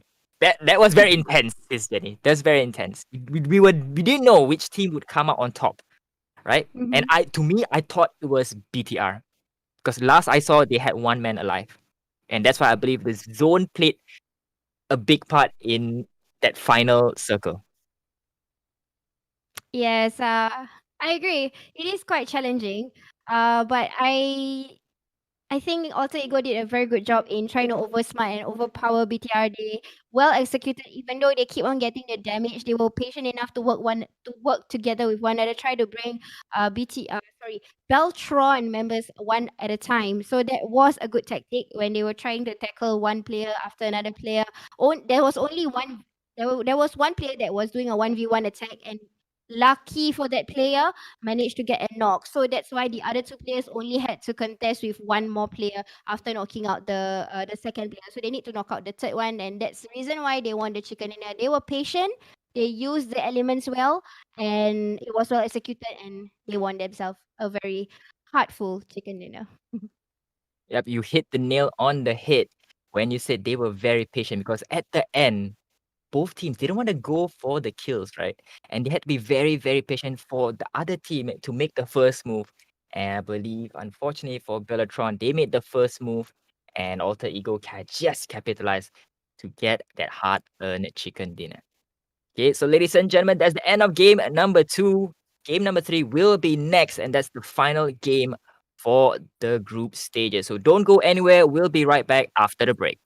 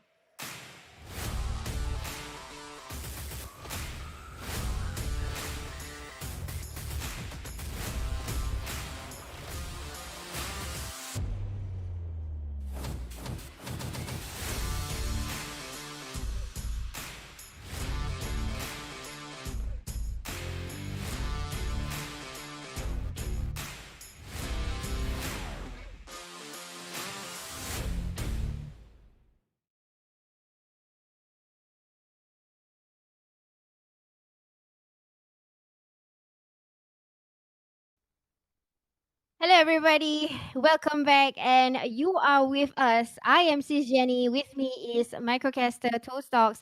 We are in the FSL PUBGM Open, and what you just see is a slideshow of what could happen here in this platform in FSL, where you can find all-star heroes and, of course, all-star casters. So, anyways, we're about to fly to the next match of the day, which is Sanhok. But before that, let's give a quick view of the current scoreboard. Take it away, Toast. So after game number 2, Bellatron is still in first place with 64 points. Alter Ego Dion with that first place win in game number 2, they put themselves up in second place. Victim Reaper drops down one spot to third. Luna Nera is in fourth with 20 points. DMS Female 13 in fifth with 19, so 1 point just separates both teams. Dr. Circloud Powerpuff Girls in sixth with 15. Dewa United Grizel in seventh with 13. Bullet to Your Face in eighth with 12. Again, 1 point separates both teams. Yuppie team or Yuppie team in ninth with 10 points. And RSG Amber in 10th with 5. So Yuppie as well as RSG Amber, they need to pick it up here in Sanhok SisJenny if they want to stand a chance to get into tomorrow's showcase of the champions. Yep, totally agree with that. And again, we are seeing a lot of Indonesian domination here, for from Group A, and then Group B, similar effect, a water ripple effect we call it. But anyways, let me bring you back to the third and last map of the day for Group B. This is Sanhok over 3 peninsula in a small archipelago of Sanhok. Different, interesting fact about Sanhok is that all the names here in the landmarks are inspired by countries from Thailand and also Malaysia. So that's the reason why you see similar names from your respective countries, or even if you're not from that country, we are familiar with certain names inside of this particular map. So what can you tell us, Tos? What's happening in bootcamp? So bootcamp, BTR as well as team number 9, they've already landed in bootcamp. So it's going to be a tough battle for team number 9. Zephyra, Glorious Zephyra, going up against team number 3, Bellatron. Currently in the first place position with 64 points. And Ian already has that assault rifle pointed directly at Dust, I believe. But Dust not giving anything to peek. Nothing showing to go for this. Oh, there's a jump from Baby La. Very, very cheeky jump there. Just trying to get all the intel in just one jump. But oh, trouble's being thrown here. Could he go down? Mochi just missing. Just missing that grenade. So Baby La still trying to push on to where team number 9, Glorious Zephyra is. But good rotation by team number 9. They do not want to go up against BTR. But of course, they don't know that's BTR, right? Because they've not yet fired the first shot. They've not knocked down any of the players. So they don't know. To them, it's just any other team, SisJenny. So if they know, would they do it any other different? I don't know because it's hard to say. Again, this is Philippines versus BTR.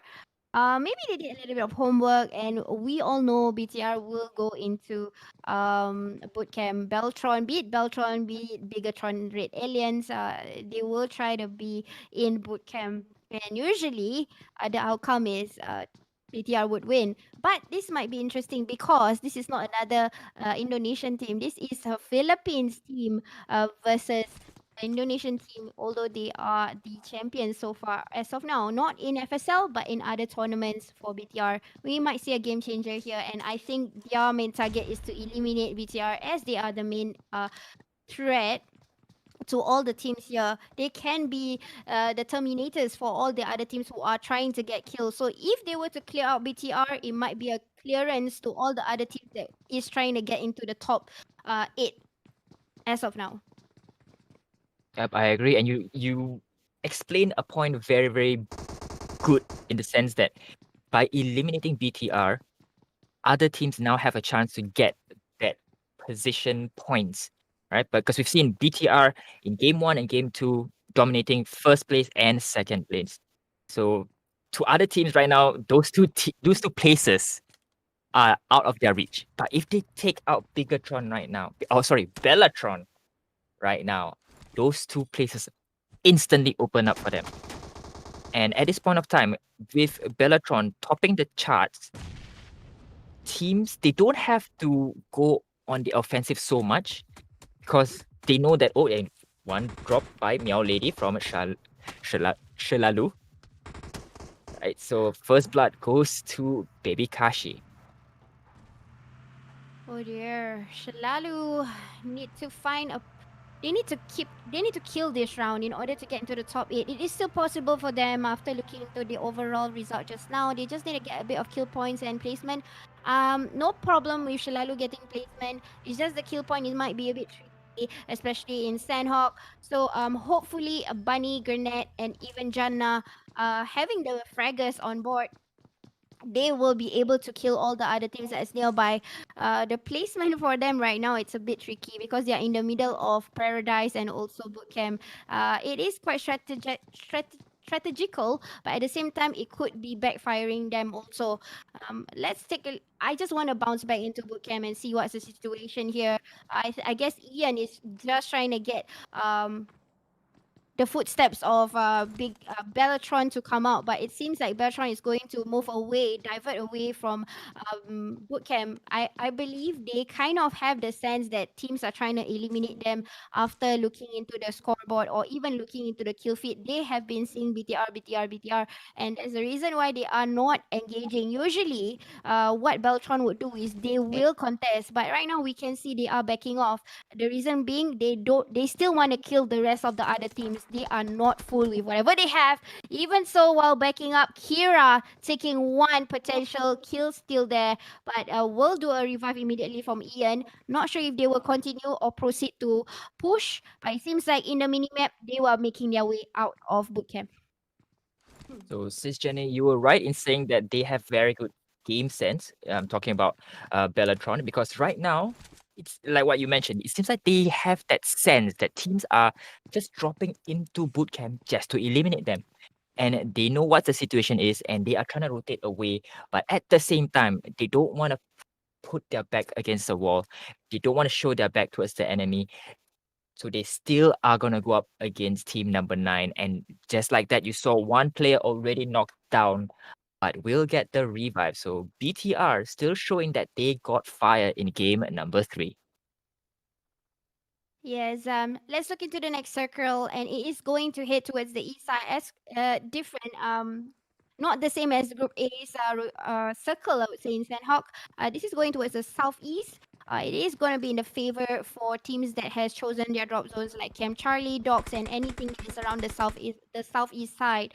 I believe so. Right now, we are looking into another fight between Victim Reaper versus Baby Cashy.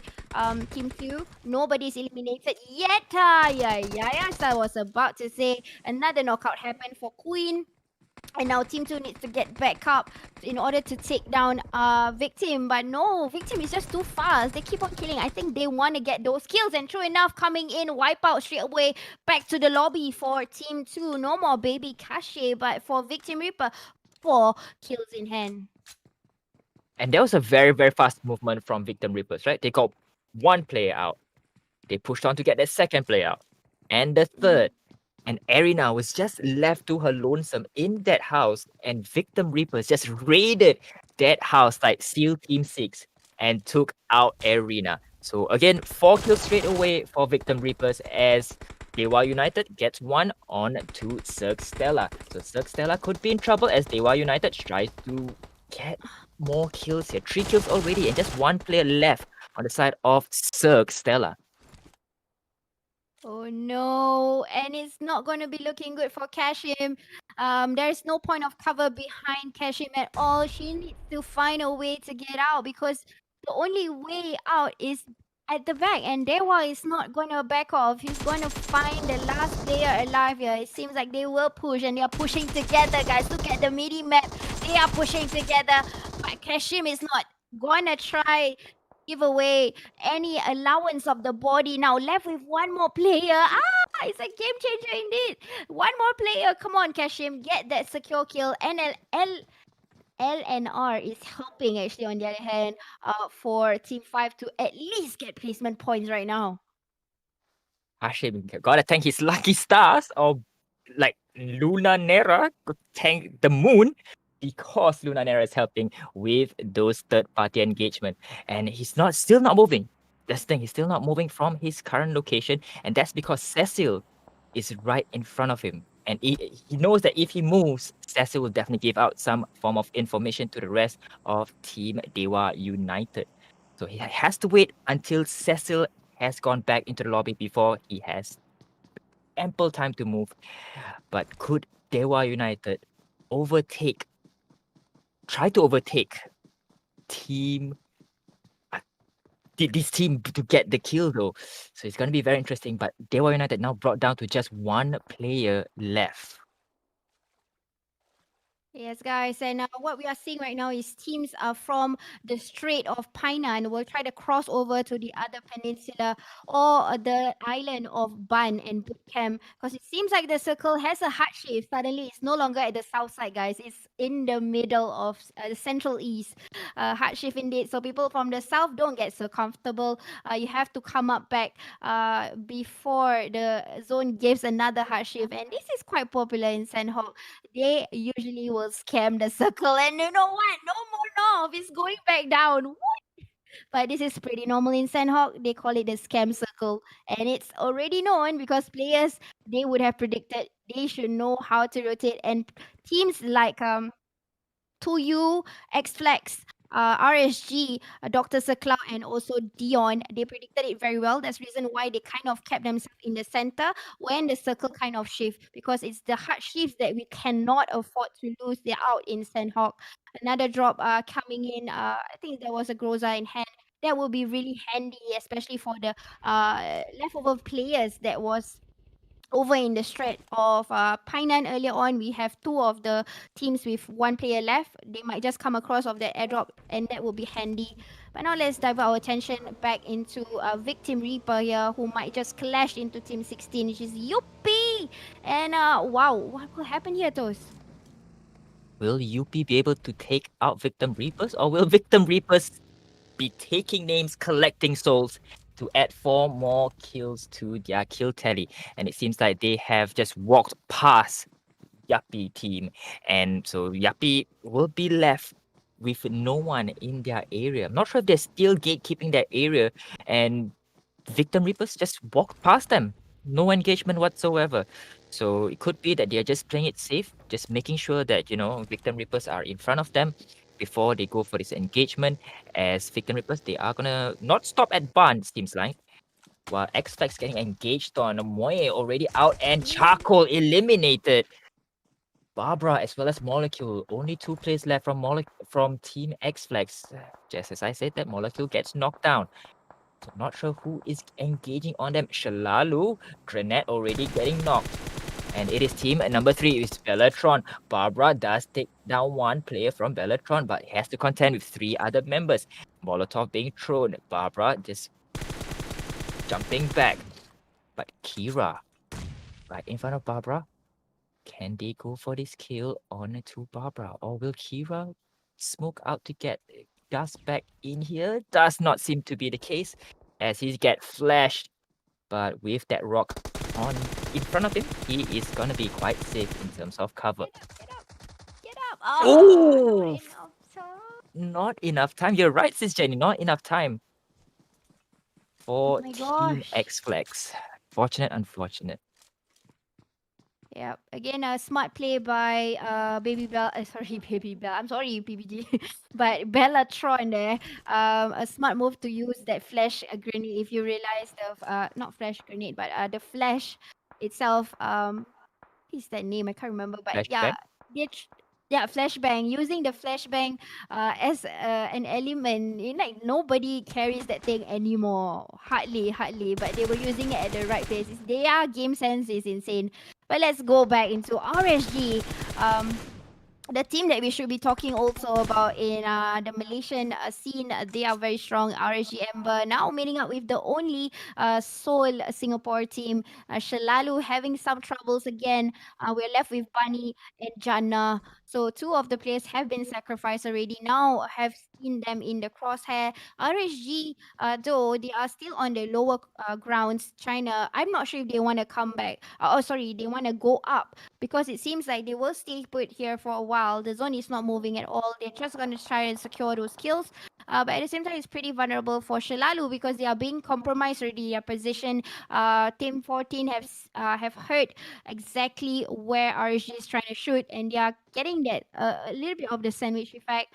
You know what, guys? Zone shifted again. And again, the zone loves PPG. Similarly to how what happened in Miramar, and now similar thing happened over in Sanhok, and also some other teams that is inside here. But if you can recall from the very first circle that we saw, PPG didn't have to move a bit. They were just there all the way, and zone was on them. That's the reason why I said PPG. The zone loves PPG. But inversely, that would mean that no kills are coming in the side of Team Dr. Sir Cloud. So unfortunate for them, even though the zone loves them, they still need those kill points to make sure that they don't drop into the bottom 8.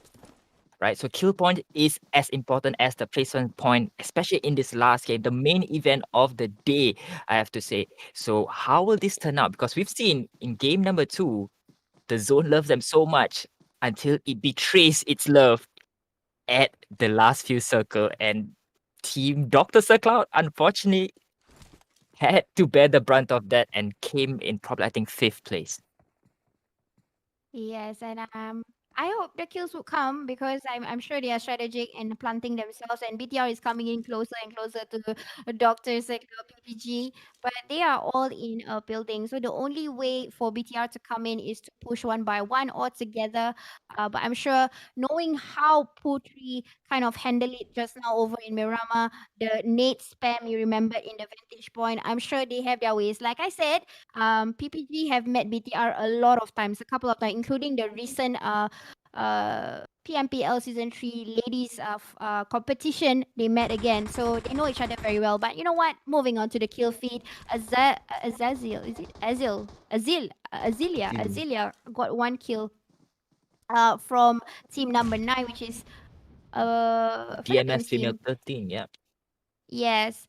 And also in the kill feed, like I said earlier, Putri already gotten one knockout from BTR. So now they know who is in the house. They would think twice in order to push. But guys, back into Team 9, have been contacted from the sides here, have been seen. The allowance of space is just not enough for them to move. And that is a knockout. Not only that, wipe out immediately for Team 7, secure the entire kill for our Philippines team. So no more of Team WHR. So Team WHR already sent back into the lobby. Baby Lau get her health back up, just managed to get that revive.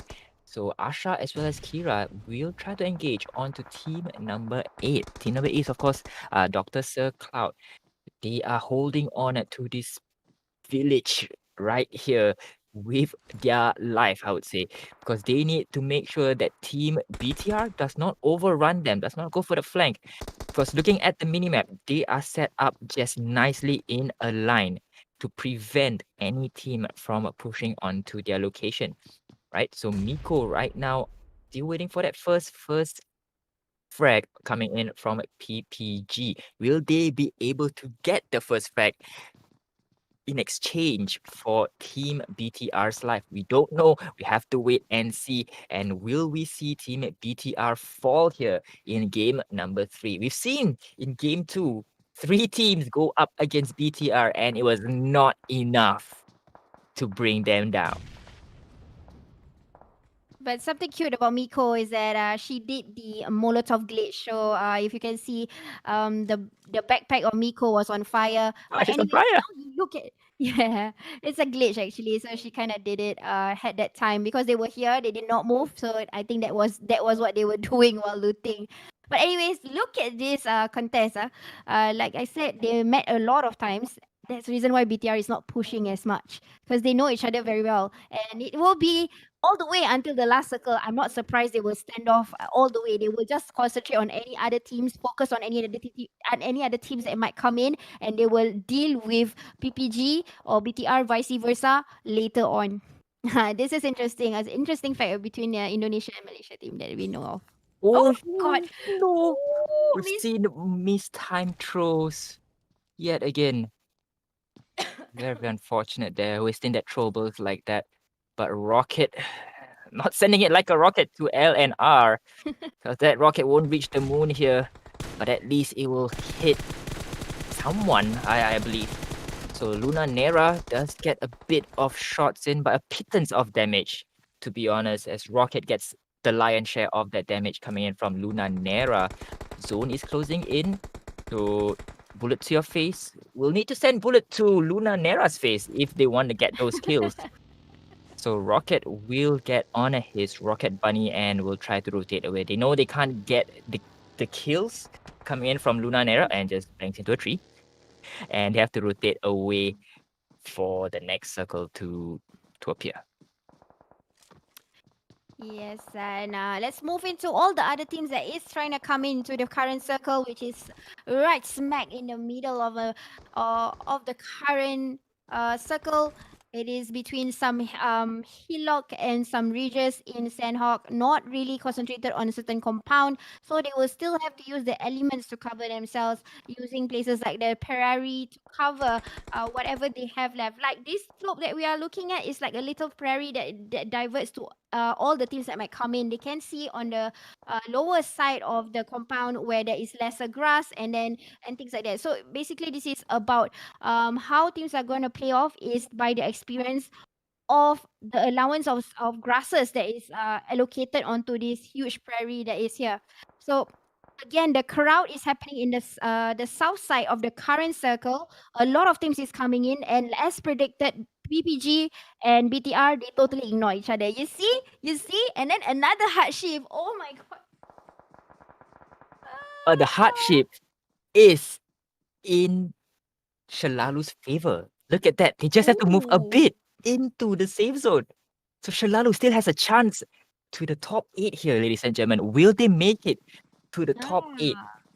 This is the game that they need to win. They need to get the kills, need to get the placement points.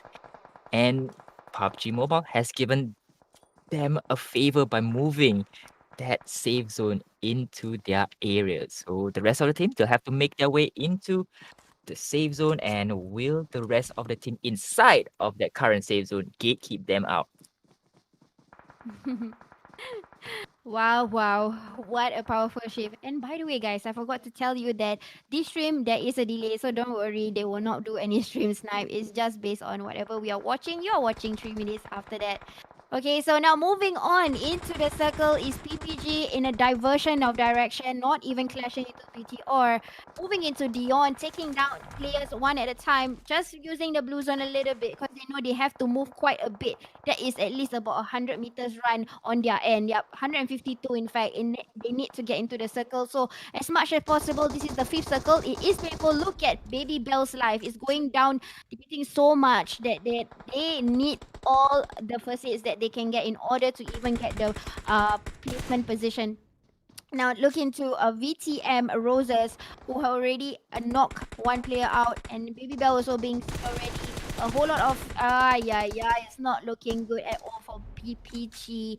So I don't think they might make it into the top 5 even for this round, and everybody else is just going to botch into the circle. Big team is just waiting for the rest of the PPG to come in. In fact, I think the entire team have been eliminated by the play zone. No way for them to come in, but they are not giving them any kills, so they rather get sacrificed by the play zone.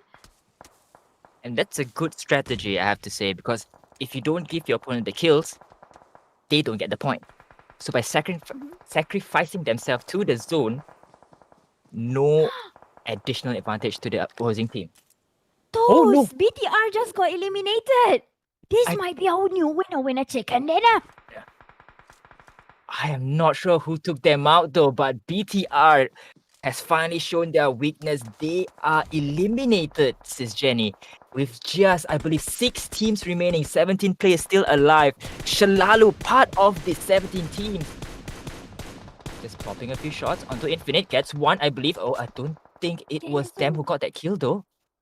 Shalalu still Shalalu making needs to get in the zone. They gotta get in the zone Bunny. because the zone is the 6th zone. It's very painful. Peeking, Bunny, doing jump that. in. Jump in, Bunny. Yes. Oh, gets two. Oh, Shalalu, Bunny gets two. Oh Yes. So no. I guess, oh my goodness, being seen. Oh no, no more Shalalu. But they managed to get a few kill points there. But good secure there at the very last minute. So I guess Bunny was the one that will do the fishing for the kills, and Jana was supposed to secure the placement. But unfortunately, Jana was being seen by the hillside, and now those we are left with 6 players only. 3 teams remaining, 6 players still alive. Infinite and Darta, one of them in here. And it's going to be a hard time for them because Victim Reapers still has 2, collecting already 10 souls. And Infinite and Darta just has gone down 11 kills and is down to just 3v2 Victim Reapers going up against team number 7. That is Team DMS Female 13. They do have, even though they do have the cover, zone is not in their favor. Unfortunately, I don't think Victim Reapers will be able to secure the kill here as DM